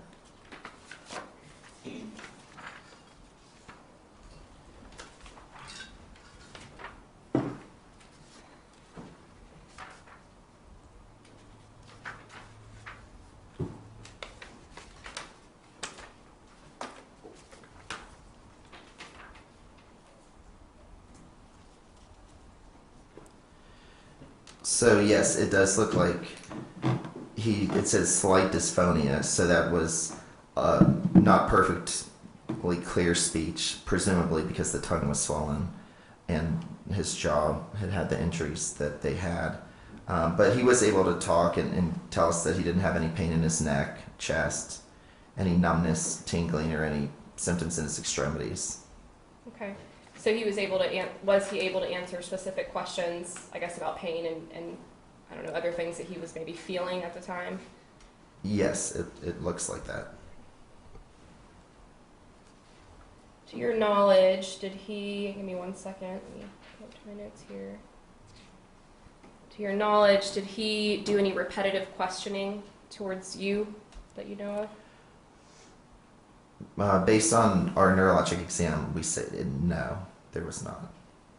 And he was GCS 15, which is the highest level of mentation. GS level 15 is the GCS, yes. That was at 3 to 15 scale.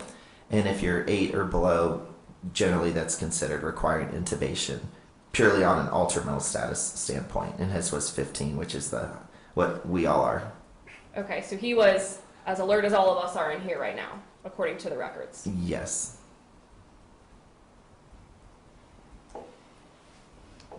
Okay, I don't have any further questions, thank you.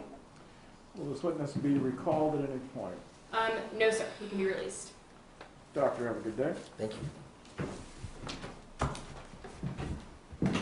Members of the jury, we're going to take a brief break before we have our last witnesses Thank you. for today.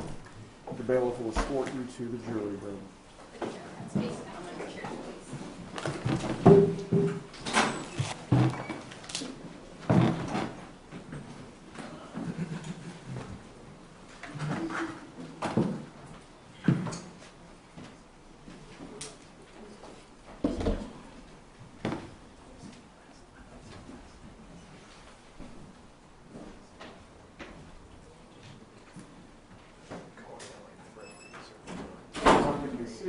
Okay. We're going to stop this evening at 5:15. Is there enough time to call both detectives or just one? Just one, and Chris Smith is really just for the pictures and the casings and the firearm. He doesn't have really an opinion of anything, so. All right. If anyone needs to use the restroom, please go ahead and do so. We'll get started back up again at 4:25. Yes, sir.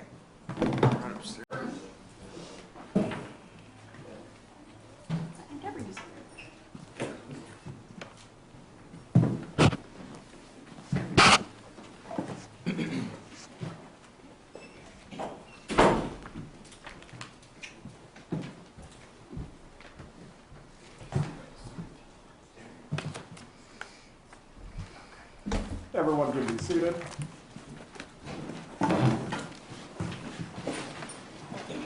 Deputy Smith, please raise your right hand. Do you swear or affirm the testimony you're about to give will be the truth? I do. You take your seat.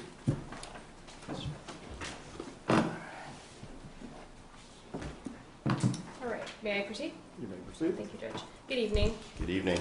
Can you please introduce yourself to the jury? Hi, my name is Chris. Last name is Smith. I'm with the Leon County Sheriff's Office. I work in the crime scene department. And deputies, or not deputy, is it detective? Detective, deputy, you can call me whatever you want. No, you work for it. What's the title? Detective is fine. Detective. All right. Detective Smith, how long have you worked for the Leon County Sheriff's Office? Been there almost 12 years. Okay. And have you worked in several different departments or always the same one? I've worked the road, I've worked for Homeland Security, and I work with crime scene. Okay. And then right now, what are you currently in? Currently in crime scene. In crime scene. Okay. And then back in 2019, January, also crime scene? I was also in crime scene. Okay. Do you have any special education, training, special knowledge that you want us to know about? I do trained in shooting reconstruction and just the basic forensics that we use. Okay. And were you working in your capacity as a detective in crime scene on January 3rd of 2019? Yes, I was. Right. And how did you get involved in this case? I was called up by my supervisor, as we normally do, just normal procedures. I was on call, and just went to the scene. Okay. And when you got there, what'd you do? When I first arrived, I just got the update. With training, our bosses don't give out information before we get on scene because it may or may not be true, so we always wait. We get on scene and we ask what's going on from the deputies and supervisors on the scene. So had the update of what was going on, and then I was told we were waiting on a search warrant to go into the house. So in the meantime, I was able to take my photos that I do of the exterior of the house. So that's what I did. Okay. Photos of the exterior.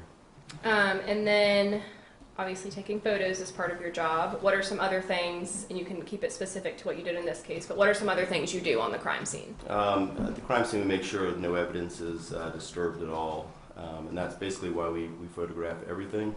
Make sure there's no disruption. And at this point, we're just waiting for the search warrant. And did you get the search warrant signed in this case? We did. And were you ultimately able to go inside of the home? Yes. I was, so came through the front door, photographed and videoed as I went in, because there was what I thought were, at that time, fragments of teeth, there was drywall dust, there was things on the floor, so I didn't want anything to be disturbed, so we photographed everything, and I made my way through the house. Okay. And so like you mentioned, teeth and like other things on the floor. Are those of evidentiary value? Do you collect them just in case they are? Absolutely. We do close-up photographs, and then we'll collect them and put them into evidence. And then what else did you collect in this case outside of taking photos? We collected the .357 that was used in the shooting. There was 6 rounds. 2 of them were spent shells, so we collected everything there. I collected, and I can look at my list if you'd like. Sure, if you need to look at your list just to be more accurate, that's fine. So, we collected, or I collected a white towel that was outside, had suspected blood on it. And that was the towel that was used from the house for the bleeding. Ice packs from the driveway that was given by the neighbors next door. Collected a projectile from the bedroom floor. A copper jacket from a bedroom floor, possible fragments of tooth from the bedroom, projectile from the floor next to the nightstand, copper jacket from a plastic bin, possible human tooth from the bedroom floor, 2 spent shell casings that were both from the Smith & Wesson .357, 4 rounds that were in the gun, and then the actual gun, the .357 with wooden grips, and then more human tooth fragments from the hallway and a projectile from the hallway floor. Okay. That's what I collected. May I first witness?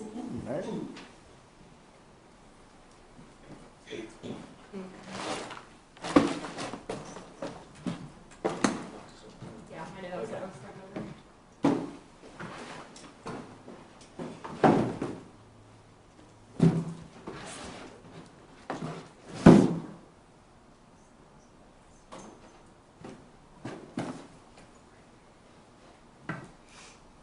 May I approach the witness? I think I already asked that.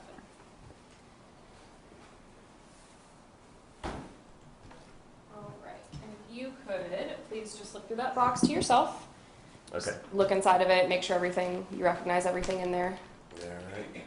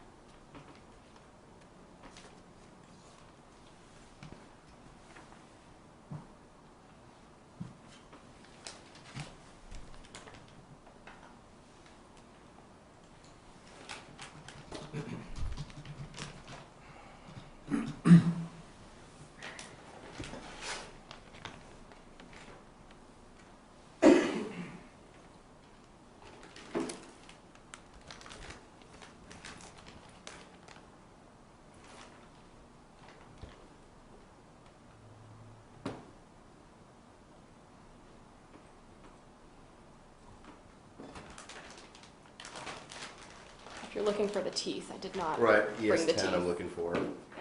Yeah. Were those teeth? Mm-hmm. I did not bring his teeth. You didn't bring, okay, that's what I didn't find. Nope.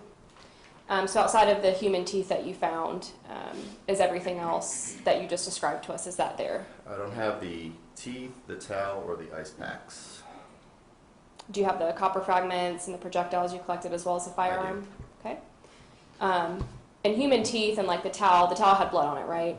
It did. So those are kind of like biological, I think that's the right word, biological matter. When y'all collect that, where do you put it? Into evidence. Okay. And does it go into like a freezer or anything to preserve it?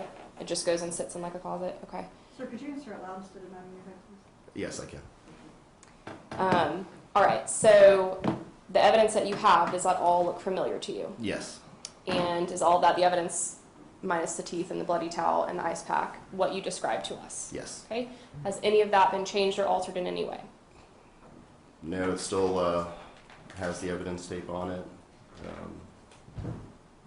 I couldn't see anything that was different. Okay. At this time, state would enter into evidence what's been pre-marked. Where's my list? Oh, what's been pre-marked? State 6 is in there, the revolver, and then state 7A through 7G, as in girl. The objection to state 6 and 7A through 7G. No objection. Those items will be admitted at this time. Thank you, Judge. Permission to approach and publish some of the items? You may. Yep.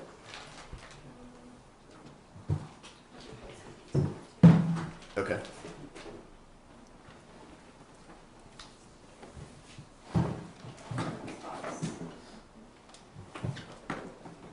And is this the 357 revolver? Yes. Was it a single action or a double action? It was a double action. All right, so I'm going to put states 7F, Frank here, and I will zoom in a little bit. Okay, so what's in this? What you're looking at are 4 shells that go into a 357 Magnum. Okay. Those were taken out of the 357 on scene. I guess are these bullets? I don't know if that's Yes. the proper term. 4 bullets. All right.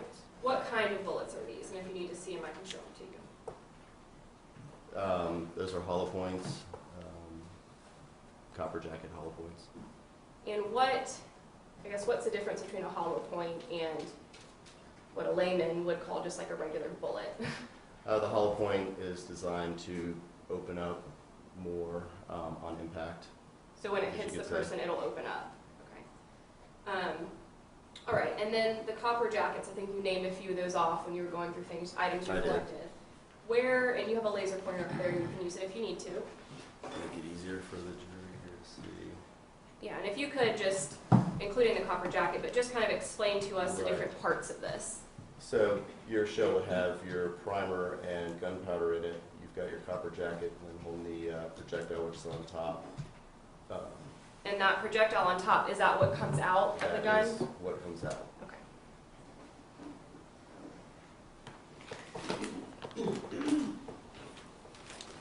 Permission to approach the witness. You may.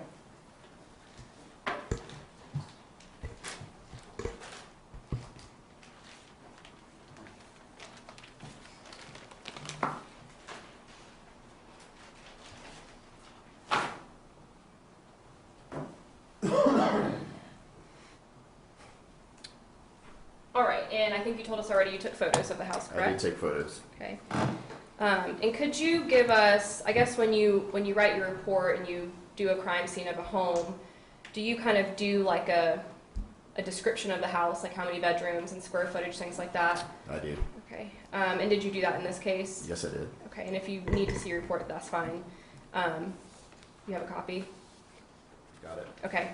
So can you give us kind of the layout of this house? Okay. The scene is a 1,924 square foot residence located on 0.0519 acres of land. The residence is a single-story wood frame structure with 3 bedrooms and 2 baths. The Okay. front door faces south, and the two-car garage faces west. The front of the house is covered with red brick. All exterior windows and screens are in place, not damaged, and there's no I'm just apparent. going to stop you really Okay. quick. Sorry. When you walk into the house, Yes. kind of describe to us what room. So we walk in the Okay. front door, what are we doing? The front door opens up into a hallway. The hallway is a passage to the master bedroom on the right, main living room, an office straight ahead, formal dining room off to the left, and the master bedroom located on the eastern side of the house connects to a master bathroom and closet and office. Okay, so through the master bedroom, you can get to 2 other rooms. That is correct. Okay. And then what are the other rooms that are in the home? Living room leads to a hallway, which leads to Andrew Lawyer's, the second bedroom. There's a bathroom, a closet, and another bedroom belonging to Epiphany Lawyer. And the living room and dining room lead to a family kitchen and laundry room. Okay, and then is there a garage? There is, and you can gain access to the garage through the kitchen. Okay. And that garage takes you out to a driveway and then are out? Correct. Okay. All right, so you took photos in this case, or did you take photos in this case? Yes. All right, so what we're going to do, and Madam Bailiff, if we could dim the lights. Every photo might not need an explanation. I'll ask a question if it does. Okay. My co-counsel will put them up, and we will go through them. All right. All right, so I believe this is, what number is this, just for the record? 2A. 2A. Okay, so what is this a picture of? This is a picture of the front of the house. Right, Front door. and turn the brightness up on this. Let's see. Yeah, see, front door here, master bedroom window here, and then the garage on this side need access from the west. All right, and for the record, I can't see the letters on the pictures, but maybe if you could just announce it when you put the photo up. Okay. All right, so what's the purpose of taking this picture? We document the whole crime scene, so we'll start with the outside, then go through the inside. And do you just take pictures all around the outside of the house as well as the inside? I do. All right, we'll go next. 2B. Okay, and just outside of the house? Outside of the house, moving towards the garage. 2C. What's the purpose of this photo? I take a picture away from, showing the whole side of the house, and then I always take a close-up of the pictures to make sure all screens are in place and no windows are broken, just to rule out any kind of burglary or access into the house through a window. At the time that you take these pictures, I know you get briefed a little bit, but do you have a full idea of what you're walking into? I don't. Okay, so are some of these pictures just in case later on down the road a question comes up? Absolutely. Okay. 2D. All right, is this just the front of the house? Front of the house, you can see the windows there, same thing. It's closer. 2E. Same thing. Same thing. Master bedroom window. 2F. I guess, do you see those 2 double doors in the back there? Mm-hmm. If we were to open up those 2 doors, where would that take us? I don't know. I believe that would go into the living room, but I'm not sure. Okay, so this is the back side of the house? That's the back side. Okay. 2G. And what was that? That's the vehicle in the garage. Okay. We document that as well. And why do you take a picture of the car in the garage? Just to make sure we can verify who owns it, make sure it's not someone that doesn't belong there. Okay. 2H. right, so in this photo, and again, you have the laser pointer, so use it if you need to. Yeah, there's the bloody towel that we collected, and next to it you'll see the ice pack, and there's a picture of a close-up of that. Yep, should be the next one. And that yellow number 1 cone, is that placed there by you? It is. I put the cones out, and you'll see as we go through the pictures that there's more cones, and those are used for showing where the blood droplets were along the street. Okay. 2J. All right, so in this photo, what do we see? Right there, you're going to see there's some. There we are. There's going to be some blood around here. And So we'll those have markers. close-ups of Okay, that. more close-ups. Next. Ma'am, I can't understand what you're saying. You're talking over, so those markers what? He just said they were close-ups, and I said next.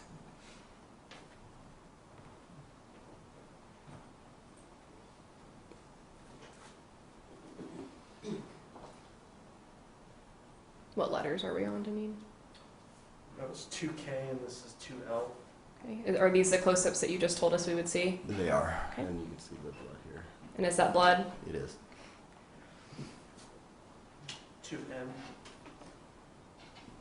All right, and in 2M, and I know it's dark on here, but over in the far left corner, you can see like a little dot. I could change the lighting if I need to, but do you see where I'm referring to? Yeah, right there. Okay. Is that another evidence marker? It is another Okay. evidence marker. And in this photo, again, the lighting is terrible, but the driveway that that evidence marker is in, is that the driveway to the house where the shooting happened? Yes. Okay. And the evidence markers that we saw prior to this, was that walking up to the driveway of this house? And the street. Okay. The ice pack and the bloody rag that we saw, was that in the driveway of the house the shooting happened at, or in a different driveway? It was in a different driveway. It was in the neighbor's driveway. Okay. So now you're leading us into Correct. the incident house. Got it. Next. 2N. What is this? This is the markers in the driveway we were just talking about. Okay. And what were these markers to indicate? Blood droplets. Okay. 2O. Right. And again, lighting is terrible, but are these the blood droplets? Yes, they Okay. are. 2P. Right. And then is this the driveway going into the home It is. through the garage? Okay. 2Q. Is this a close-up of the blood droplets? Yes. Okay. You can see it here. 2R. All right. So, I guess what was this to capture? 2 more evidence markers? That and the mailbox. Okay. So does this sort of show the relation of, I guess, these 2 droplets to the mailbox? Okay. Yes. 2S. Okay. Just close-up of the droplets. 2T. You can keep going. 2U. All right, so this photo, the door that we're looking at right here, is this the front door of the home? That's the front door, yes. Okay. 2V. All right, and so I guess you kind of described the layout of the house, but is this like if you turn to the left when you walk in? Yes, as you go down the hallway, you've got your master bedroom on your right and the dining room on your left. Okay, This so is the dining room. This is the dining room. Got it. And that little hallway door that we see, where does that lead you into? It goes into the kitchen. 2W. All right, just another angle of the dining room. Yes. And in this photo, what room would you be standing in? If you can remember and orient. I can't orient. If the I don't From know. this angle, can we see the front door? In the left corner? See Or not the door, but, the light here from the front door. okay, So from the living room, I want to say. okay. Next photo. 2X. This is the living room. Okay, and from here, what's the room that we see with the door See open? the master bedroom here, living room, and the office is back here. Okay, And the dining room is just on the other side of this wall. okay. 2Y. Right, in this photo, do we now see kind of another hallway going into the kitchen? Yes, we do.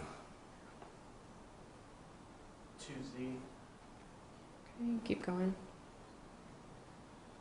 2AA. The doors that these two French doors that we see here, are these the doors that we earlier saw the back side of? They go Okay. into the living room. 2BB. Keep going. 2CC. That door that we see from what we're looking at, where does that door open out to? Is that the garage or? That would go to the garage. 2DE. And that's looking back from the kitchen to the living room and dining room on this side. Okay. 2EE.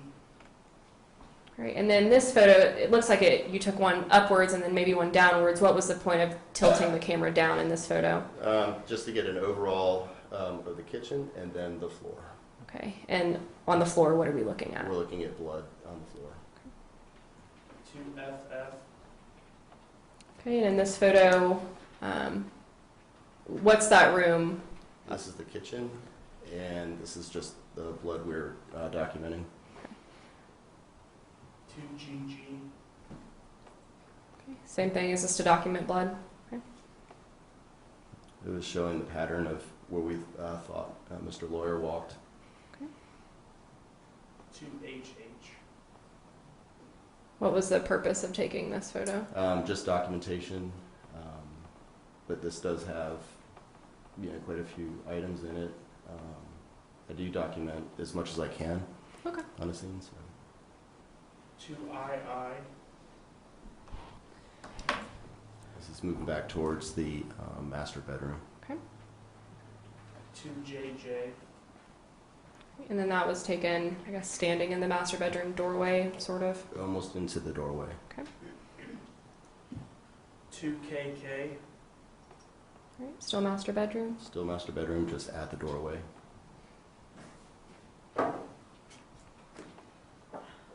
2LL. All right, master bedroom. Master bedroom. 2MM. Keep going. 2NN. And again, all these photos are just to document each piece of evidence or each piece of furniture. Okay. This is 2PP. That little hall situation that we see right there, I think you described it to us, but where does that lead you into? Master bedroom and into the office. 2QQ. Is that down that hallway in the master bedroom? It is. 2RR. You can keep going.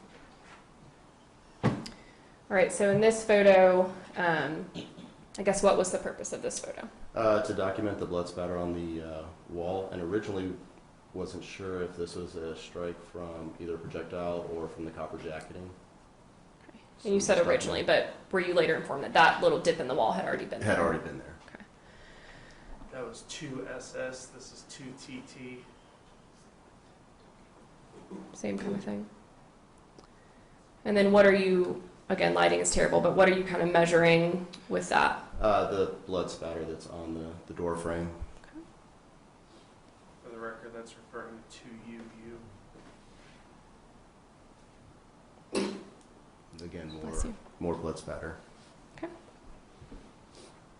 And is this more blood spatter? It is. Okay. And then measuring it. 2YY. Was this on the little TV credenza entertainment center in the master bedroom? That is the corner of the bed. Corner of the bed. Got it. 2ZZ. Still corner of the bed? Yes. 2AAA. All right, so what was the purpose of this photo? This is showing the blood here in the floor. Okay.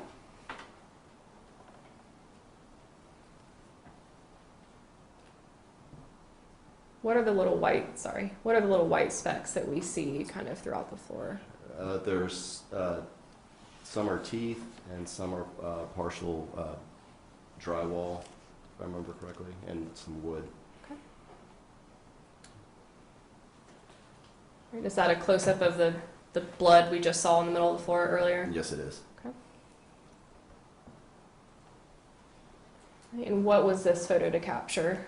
It's capturing where the second round was fired, striking the floor and going into a bin. It's 2FF. And it's this bin here that the second round goes into. And when we, I believe we have a picture. We do. It should be the next one. Of the inside. All right. So this photo was where the second round hit. Right. Second round hit, and this is the plastic that was broken off of the bin. Okay. 2HHH. We'll keep going.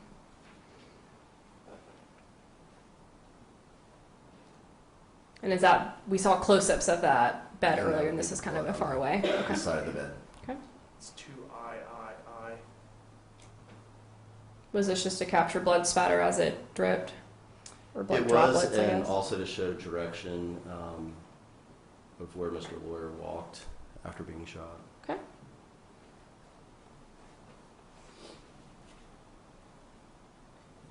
Right, and what was the purpose of this photo? To document it for one, and to, this is the drawer where the .357 Magnum was placed. Okay. 2NNN. Okay, and then the gun that we see in there, and then the blood droplets. I think you said that's where the gun was placed. Yes. Okay, next.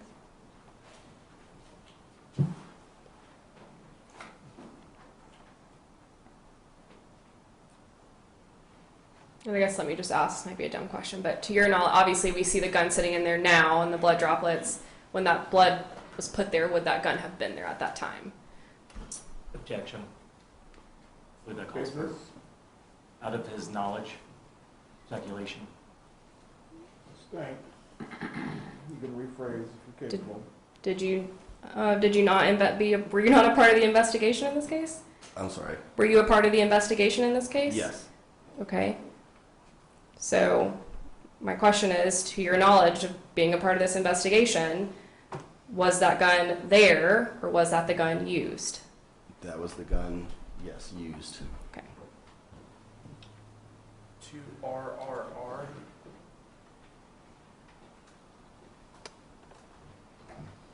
And what, I guess, were you trying to indicate with this photo?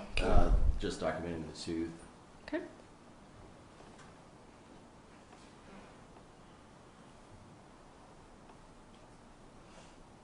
Is that another tooth? It is another tooth. I believe that's another tooth as well. Moving to 2WWW. All right, so now is this photo, I guess, what is this photo, the purpose of this photo to show? This is going to show the master bedroom, the hallway, and the front door, and fragments of teeth in the hallway. These blood droplets, I think earlier you said you were trying to do the direction of travel. What was the purpose of this photo?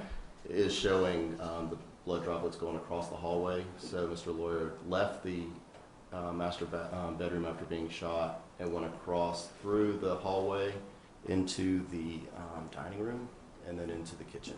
Okay. Before going into his bedroom and the hallway closet. Like a linen closet? Okay. Closet.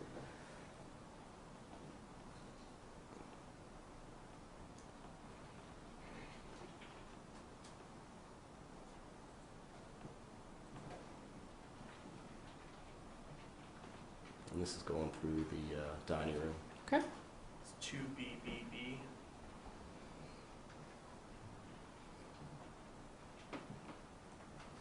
And what was this to document? This would document the blood on the wall. Okay. Sorry, You that can last see one I made reference was 2BBBB. This photograph he just referenced is 2DDDD.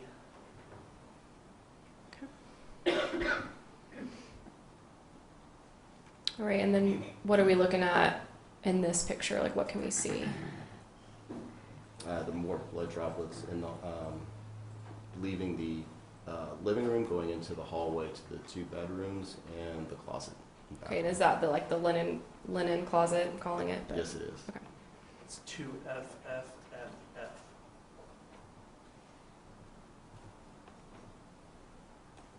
And what was inside of this closet? The towel that was retrieved to help with the bleeding.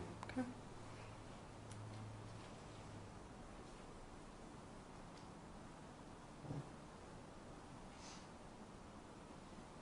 Right, and then what was this photo to document? The linen closet and the bedroom door. It's 2KKKK.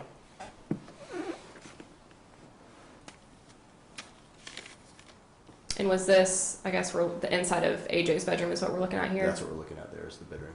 2LLLL and 2MMMM. This next one is 2NNNN. Right, and in this firearm, was this a firearm that we previously saw inside of the drawer? Yes. Okay, and is that the firearm, I believe it states 6, the one that was collected as being the one that was used in this case? Yes, it is. Okay.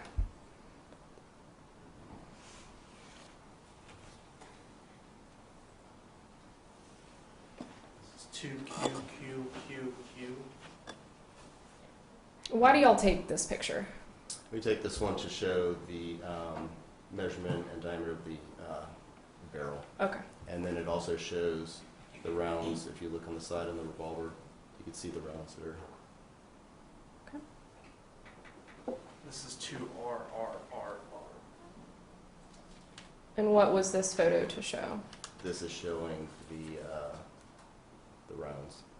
And I think there was 4 rounds and 2 casings, is that right? That is correct. Okay. Okay. All right, we can turn the lights back on, Madam Bailiff, thank you. All right, and outside of collecting evidence and taking these photos, did you do anything else in this case? No. Did you say no? I didn't hear what you said. Right, I said no. Okay. No. All right, I don't have any further questions for him. Cross-exam. No questions for this witness. Detective, you may step down. Wonderful, thank you. You as well. Members of the jury, we have reached the point where we are going to rest for this evening.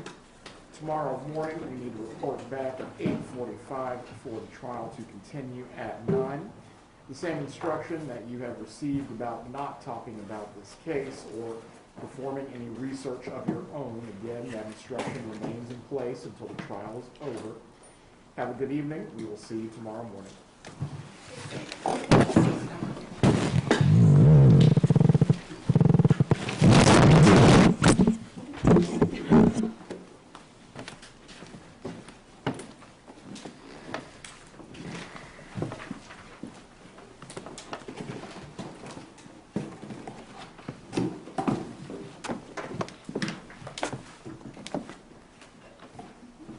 Everyone can be seated. Do we have any other matters to address outside the presence of the jury before we adjourn for the evening? No, sir, not from the state. I do want to raise something with the court. Obviously, we're going to have a witness testify via Zoom tomorrow. As far as projecting that. That is correct. Are you going to bring in a television? What is the plan to do this with? I was going to consider maybe hooking my laptop up to the projector and the speakers. Or do you want to do it via yours? I know. I was saying I've done it before. She knows how to do it. Yeah, So but I would suggest. The only problem is going to be with objections as it pertains to that testimony.